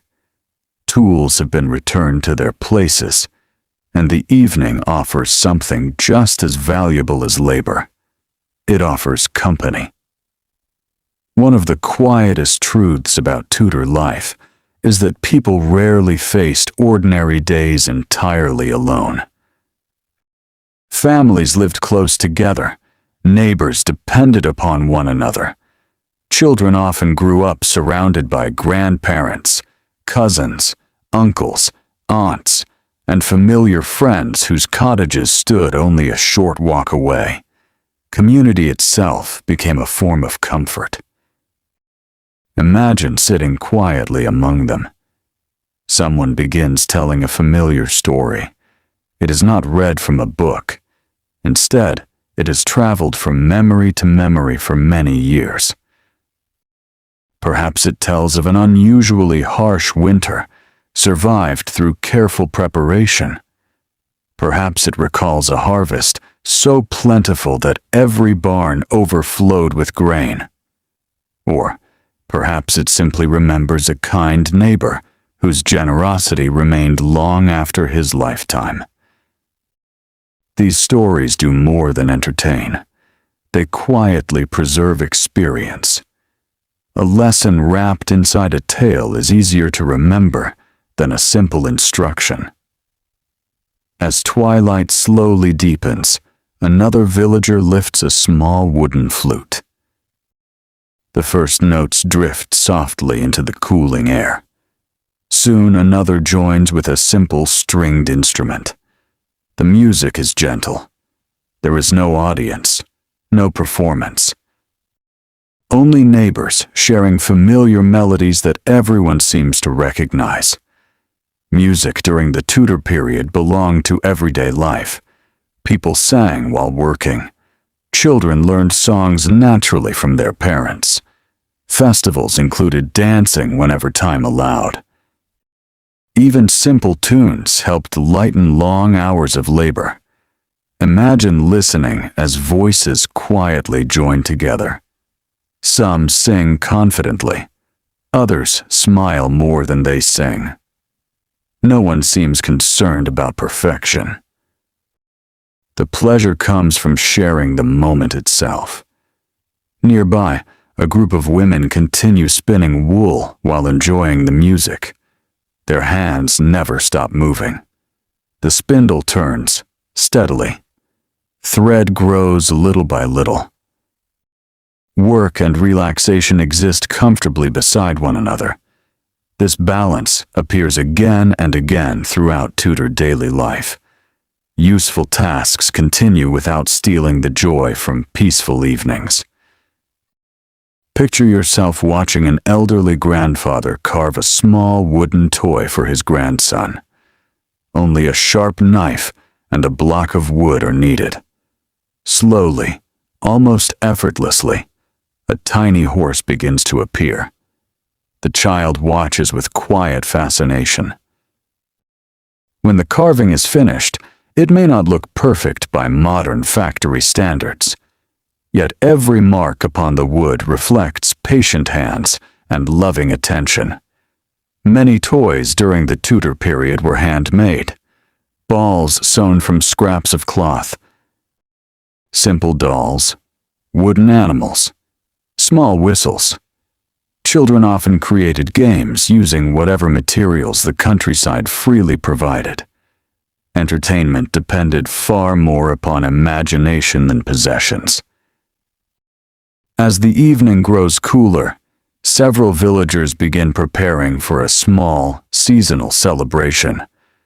Throughout the Tudor calendar, numerous feast days and holidays brought welcome pauses between demanding periods of work. Some celebrated religious occasions. Others marked harvests or changing seasons. These gatherings strengthened friendships while reminding everyone that hard work deserved moments of rest. Imagine long wooden tables being carried outdoors beneath the fading light. Fresh loaves of bread are placed beside wheels of cheese. Bowls of apples, onions, and roasted vegetables gradually fill the table.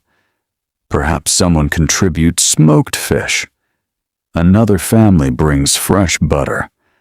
No single household provides everything. Together, however, the meal becomes generous.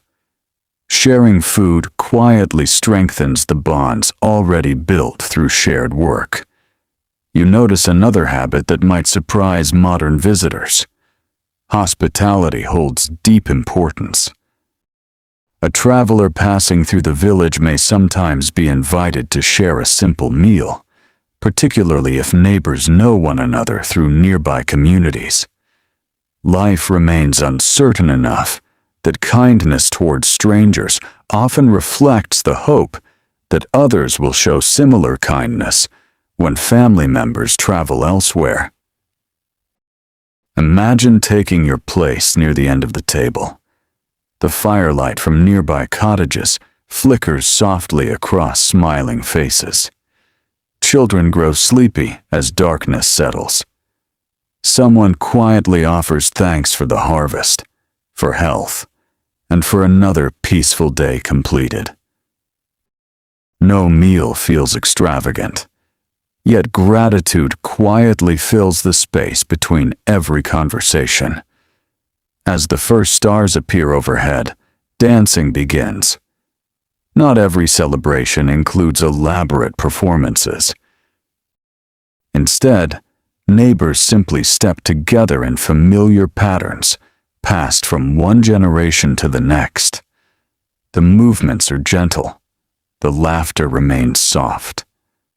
Older villagers watch with warm smiles, remembering when they themselves danced beneath the same evening sky.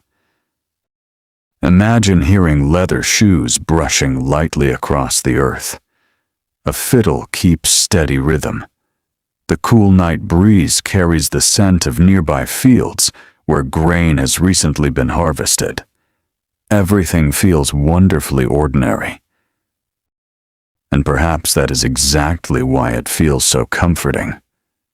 These peaceful gatherings remind you that happiness during the Tudor period rarely depended upon luxury.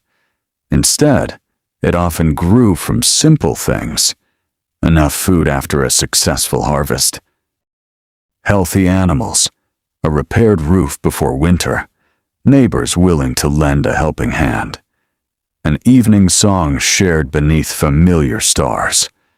The more you observe, the more clearly another unusual Tudor habit begins to make perfect sense. People celebrated ordinary moments, not because life was easy, but because they understood how precious peaceful days could be. As the music gradually fades and families begin returning to their cottages, the village grows quiet once again. Lanterns disappear one by one behind wooden doors. Only the glow of fireplaces remains visible through small windows. The moon rises slowly above the rooftops, bathing the countryside in pale silver light. Tomorrow will bring another sunrise, another day's work, another opportunity to practice the familiar habits that have quietly carried generations through changing seasons. And as your journey continues, the next chapter will gently explore the deeper beliefs, superstitions, household traditions, and quiet pieces of everyday wisdom that shaped Tudor minds, revealing why many customs that now seem mysterious once offered comfort, reassurance, and practical guidance in a world filled with uncertainty. Imagine the village resting beneath a calm blanket of moonlight. The evening gathering has quietly come to an end, and the laughter that filled the green only a short while ago has faded into peaceful silence. A cool breeze drifts gently between the cottages, carrying the scent of damp grass and fading wood smoke. Above, the stars seem brighter than ever, untouched by the glow of modern cities. You find yourself walking slowly along the familiar lane once more. The path is almost empty now.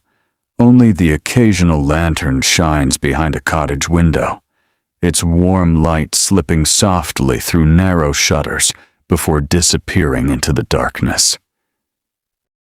Although the village sleeps, life has not completely stopped. Somewhere inside a stable, a horse shifts quietly upon fresh straw. A sheep calls softly from a nearby field. An owl glide silently across the night sky before settling upon the branch of an ancient elm.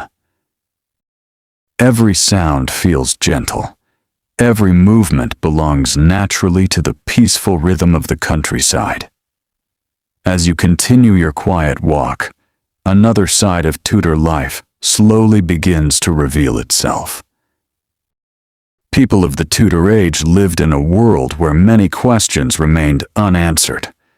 They understood the changing seasons remarkably well.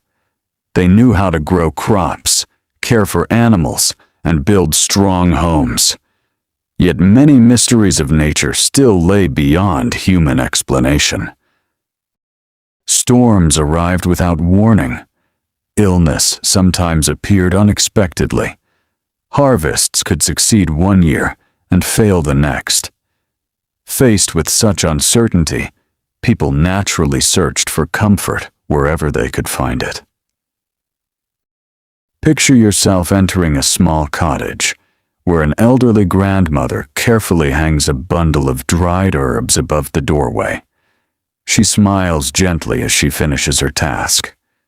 To her, the herbs are more than pleasant decoration. Like many people of her time, she believes they may help protect the household from illness or misfortune. Modern science does not support every one of these beliefs. Yet it is important to understand why such customs existed. When people could not see bacteria or understand viruses, they relied upon careful observation, inherited wisdom, and traditions that had been passed down for generations. Some practices truly offered practical benefits. Certain herbs discouraged insects. Others produced pleasant scents inside homes. A few contained natural compounds that eased minor discomforts. Over time, practical experience and symbolic belief often became closely connected. Imagine running your fingers gently across a bundle of dried lavender. Its fragrance remains wonderfully fresh despite the passing weeks. Nearby hangs rosemary, sage, and thyme. The room feels welcoming. Comfort itself has value. Even today, many people find peace in familiar scents, cherished routines, and family traditions. The Tudor villagers were no different. Outside, the moonlight reflects softly from the surface of the village well. A young woman lowers a bucket into the quiet water. She pauses for a moment, gazing upward toward the stars. Without modern weather forecasts, the night sky offered many clues. People watched the moon. They observed clouds. They noticed the direction of the wind. Generations of farmers quietly gathered practical knowledge by paying close attention to nature. Some conclusions proved remarkably accurate. Others became local sayings repeated from parent to child. Imagine standing beside her as cool night air brushes gently across your face. Above you, countless stars stretch from horizon to horizon. The Milky Way appears as a pale ribbon crossing the heavens. For Tudor villagers, the night sky inspired both practical observation and quiet wonder. Many people believed the heavens reflected a meaningful order within creation. Though their understanding differed from modern astronomy, their sense of awe remains familiar even today. You continue your peaceful walk until you notice small symbols carved into the wooden beam above one cottage doorway. Some Tudor homes displayed simple protective marks. These were not decorations added carelessly. Rather, they reflected sincere hopes for safety and good fortune. Modern historians have discovered such markings in many surviving buildings. They remind us that ordinary people often expressed hope through small, familiar actions. Imagine a father carefully tracing a protective symbol above the entrance before his family moves into a newly built home. Whether or not the mark truly offered protection mattered less than the reassurance it provided. In uncertain times, familiar rituals helped people feel prepared for whatever tomorrow might bring. Nearby, a mother quietly tucks a small cloth pouch into a wooden chest. Inside are dried herbs gathered during the summer. Some are intended for cooking. Others may be used to scent linens. A few are saved because family tradition suggests they might bring comfort during illness. Again, practical knowledge and inherited belief exist side by side. The two are rarely separated completely. As the night deepens, you find yourself returning toward the center of the village. The church tower stands peacefully against the star-filled sky. Its ancient stone walls have witnessed countless generations. Within the churchyard, weathered gravestones rest quietly beneath old yew trees. Life and memory remain closely connected here. Families often remember their ancestors not only through stories, but by visiting the places where they rest. The past never feels far away. Imagine sitting quietly upon a low stone wall outside the church. The cool night air feels refreshing. Somewhere in the distance, a fox calls briefly before silence returns. It is easy to understand why evenings encouraged reflection. Without constant noise or endless distractions, thoughts could settle gently, much like the mist gathering once again across nearby fields. Inside one cottage, an elderly man carefully opens a small wooden chest. Within it lie several treasured possessions: a well-used Bible, a silver spoon passed down through generations, a carefully folded piece of embroidered linen, a handful of family letters. Most Tudor households owned relatively few belongings compared with modern homes. Yet the objects they did possess often carried deep personal meaning. Nothing is collected simply for display. Everything has either practical value or emotional importance. Imagine lifting the embroidered cloth. Its stitches remain remarkably neat, despite the passing years. Perhaps it was sewn as a wedding gift. Perhaps it belonged to someone's grandmother. Every thread quietly preserves a memory. This careful respect for family possessions becomes another habit that made perfect sense. When replacing things was difficult, people cared deeply for what they already owned. Repairing, protecting, passing treasured items forward. These simple acts connected one generation with the next. The fire inside the cottage has now settled into glowing embers. Once again, someone gently covers the remaining coals with fine ash. The familiar evening ritual returns, just as it has every night throughout your journey. There is something comforting about its quiet repetition. The hidden warmth beneath the ashes promises another welcoming fire when morning arrives. Outside, a cool breeze stirs the leaves of the ancient oak tree, where neighbors gathered only hours before. The benches beneath it now stand empty.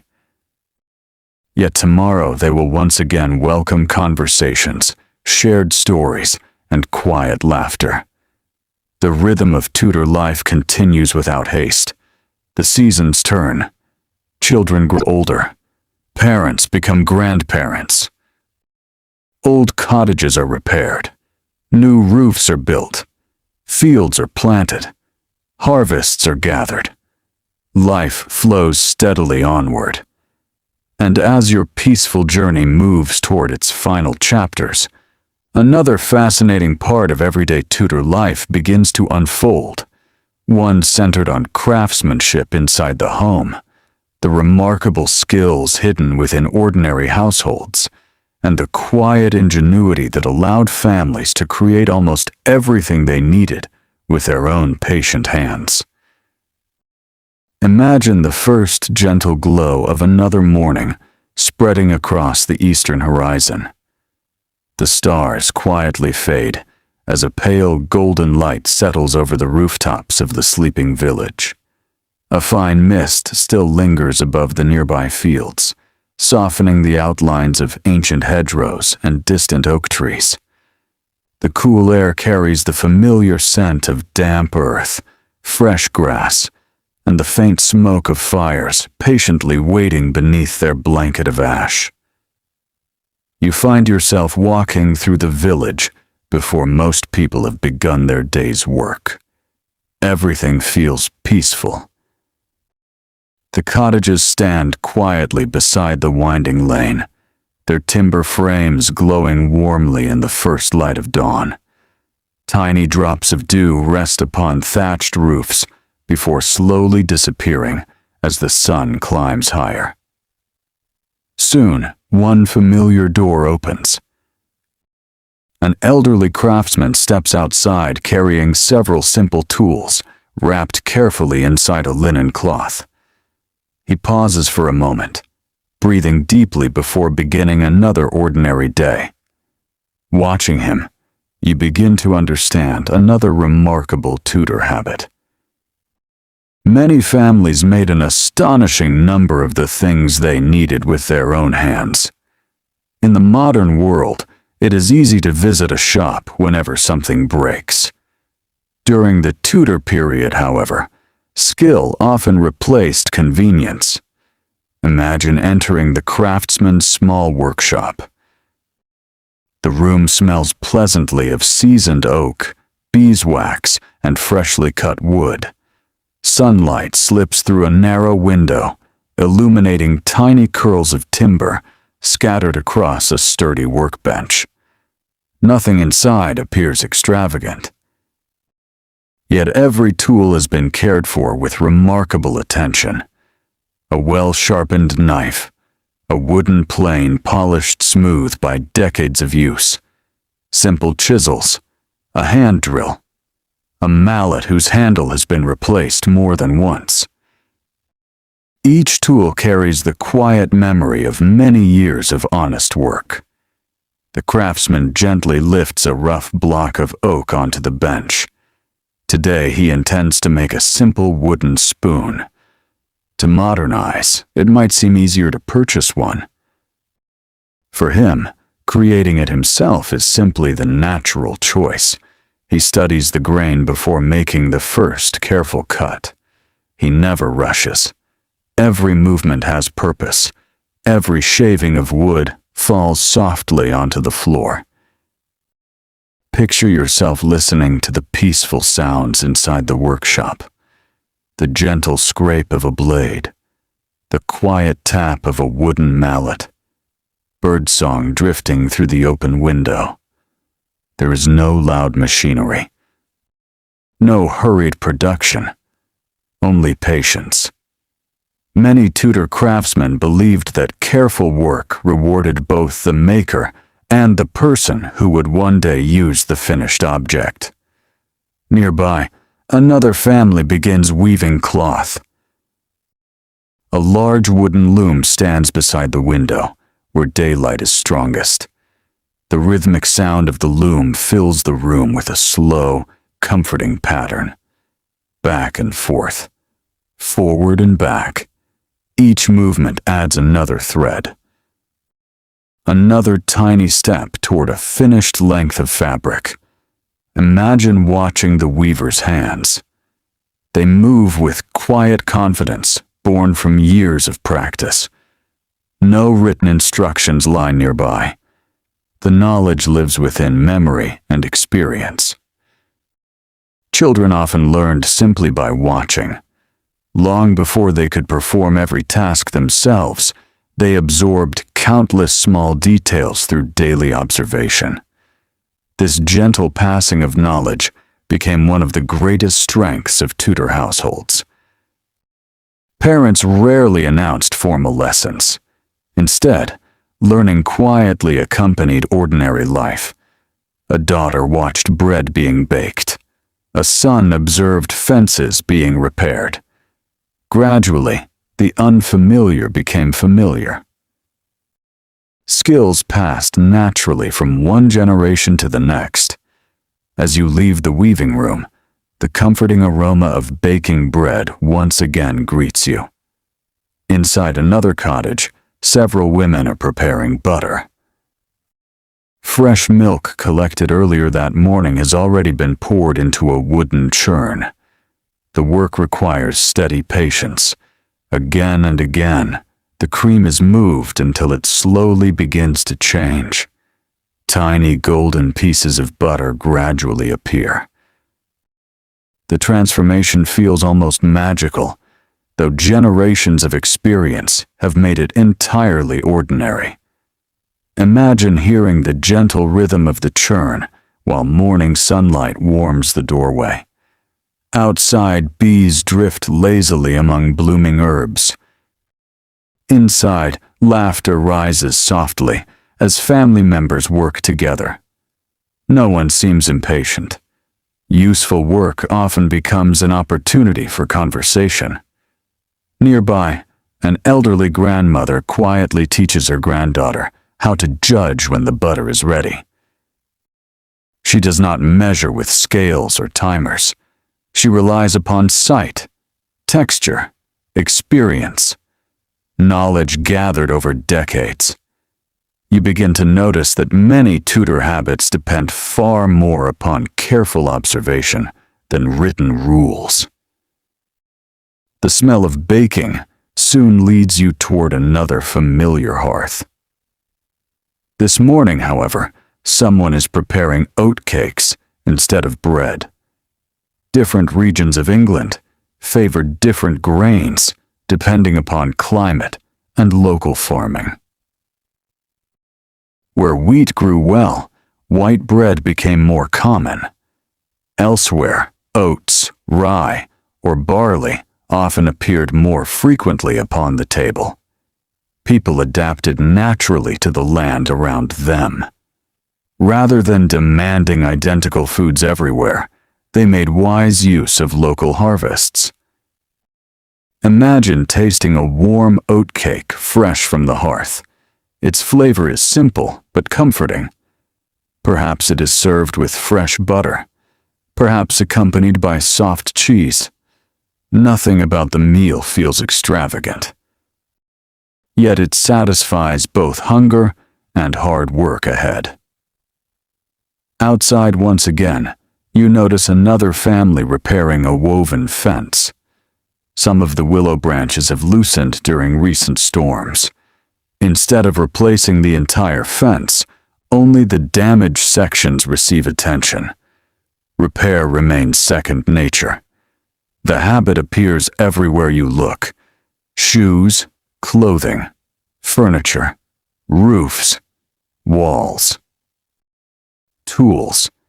Every object receives another chance to remain useful. This quiet respect for materials reflects not only necessity, but also gratitude.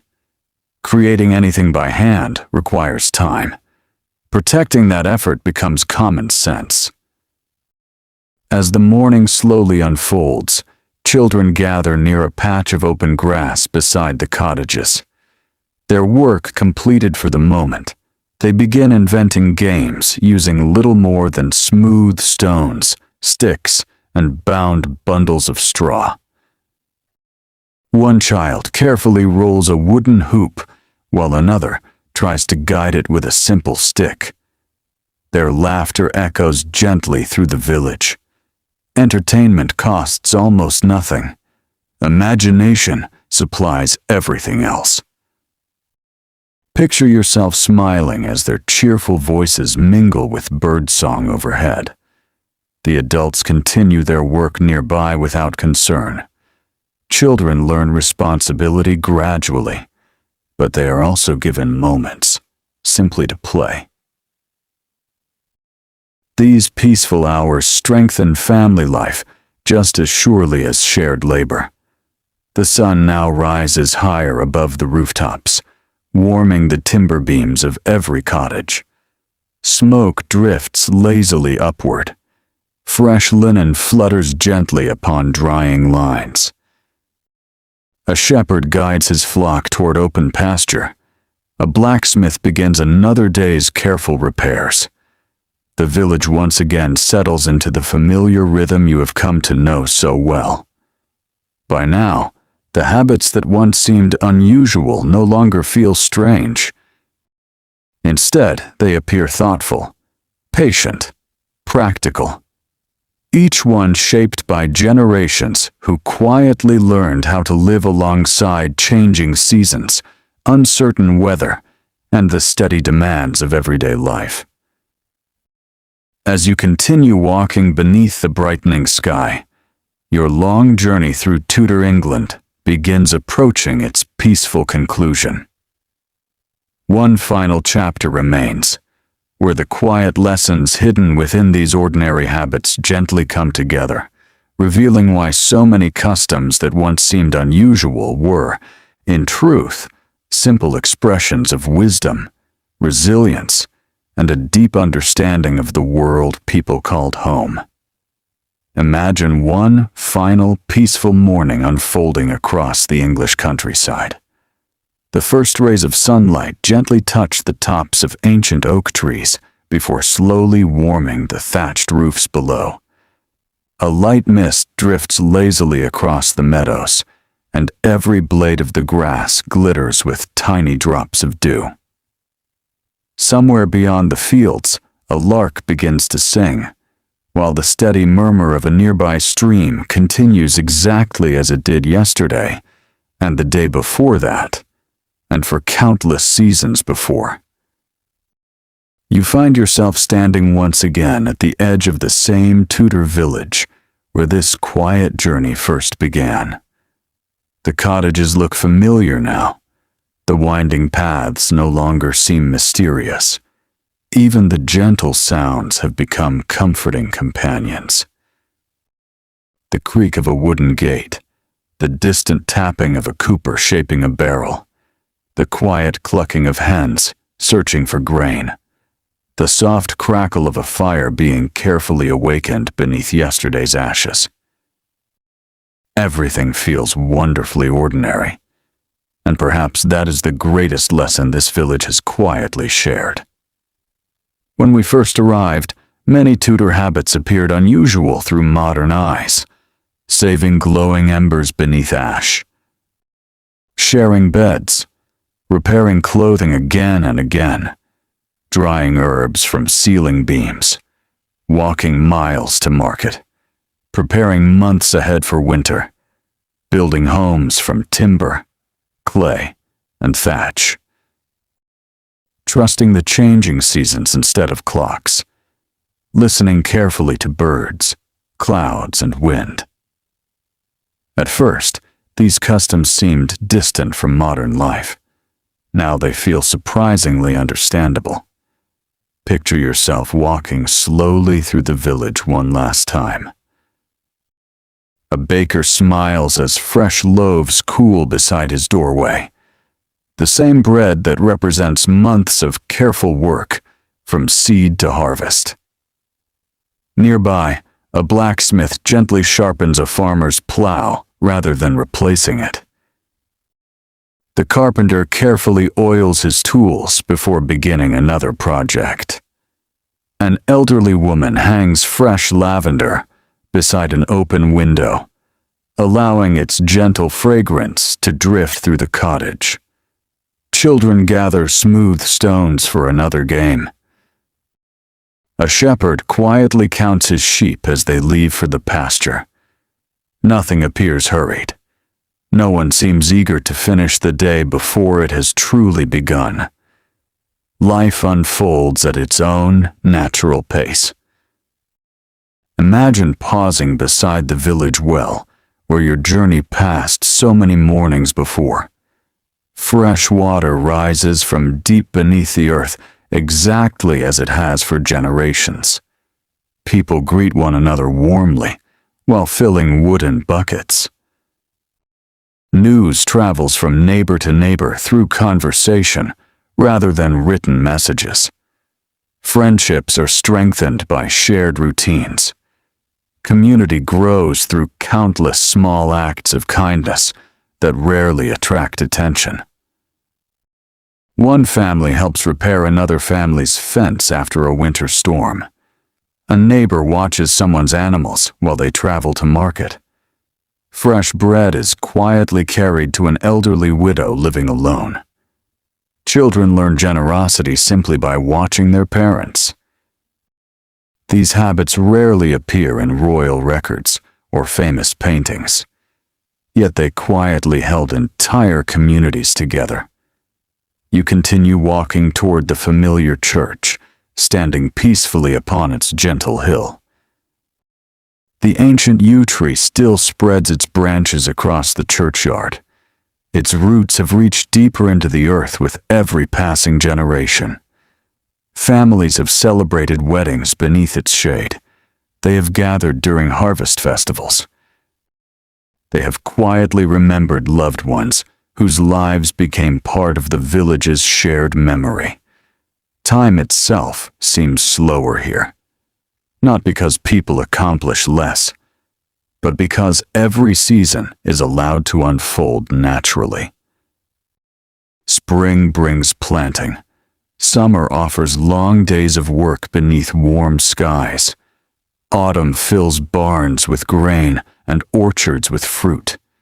Winter gathers families close beside glowing fires. No season rushes into the next. Each one prepares gently for the one that follows. Picture yourself sitting beneath the old oak tree, where neighbors gathered on peaceful evenings. The wooden bench remains empty for now. Soon, voices will return. Someone will tell another familiar story. Children will laugh. Music will drift softly across the green. Hands will continue spinning wool while conversations flow naturally. The simple joys of ordinary life will quietly begin once again. By now you have seen countless examples of habits that once seemed strange. People covered fires with ash, not because they feared work, but because preserving warmth saved precious time and effort. Families repaired clothing repeatedly, not because they disliked new things, but because every piece of cloth represented months of careful labor. Homes smelled of rosemary, lavender, thyme, and mint, not merely for pleasant fragrance, but because herbs served practical purposes throughout daily life. Meals changed with the seasons, not because people lacked imagination, but because they understood the quiet wisdom of living alongside nature instead of against it. Travel happened slowly. Learning happened patiently. Craftsmanship grew through years rather than weeks. Knowledge passed from careful hands to curious eyes. One generation quietly prepared the next. Imagine entering one familiar cottage for the final time. The fire burns steadily. Fresh bread rests upon the table. A wooden spoon hangs beside polished cooking pots that have served the family for decades. Sunlight slips gently through the small leaded windows, painting soft patterns across the earthen floor, covered with fresh rushes. Everything inside speaks of usefulness. Nothing demands attention. Nothing exists merely to impress.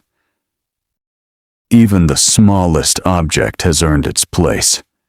The family begins another ordinary day. A mother kneads bread dough. A father gathers tools before walking toward the fields. Children carry water from the well. An elderly grandfather quietly repairs a wooden stool whose leg has loosened after many years of faithful service. No one speaks of creating history, yet history quietly surrounds them. These ordinary mornings, repeated across thousands of villages, built the England that future generations would inherit. The grand events remembered in history books could never have existed without countless ordinary people quietly living lives much like these. As the morning slowly arrives in full, you step outside one final time. The breeze carries the scent of blooming hedgerows. Bees drift lazily between wildflowers. The distant church bell marks another peaceful beginning. Nothing feels dramatic. Nothing asks to be remembered. And yet everything deserves to be. The greatest surprise of Tudor life is not that its habits seem unusual today. The greatest surprise is how many of them still echo quietly through our own lives. We still gather around shared meals. We still pass family recipes from one generation to another. We still treasure handmade gifts. We still repair objects filled with memories. We still plant trees whose shade we may never fully enjoy. We still pause to smell fresh bread, listen to birds after sunrise, and find comfort in familiar routines at the close of day. The centuries between then and now may be many. The tools have changed. Homes have changed. Knowledge has grown beyond anything the Tudors could have imagined. Yet the quiet human desire for warmth, family, safety, purpose, and belonging has remained remarkably familiar. Perhaps that is why these seemingly strange habits no longer feel strange at all. They remind us that history is not only the story of kings, queens, explorers, or battles.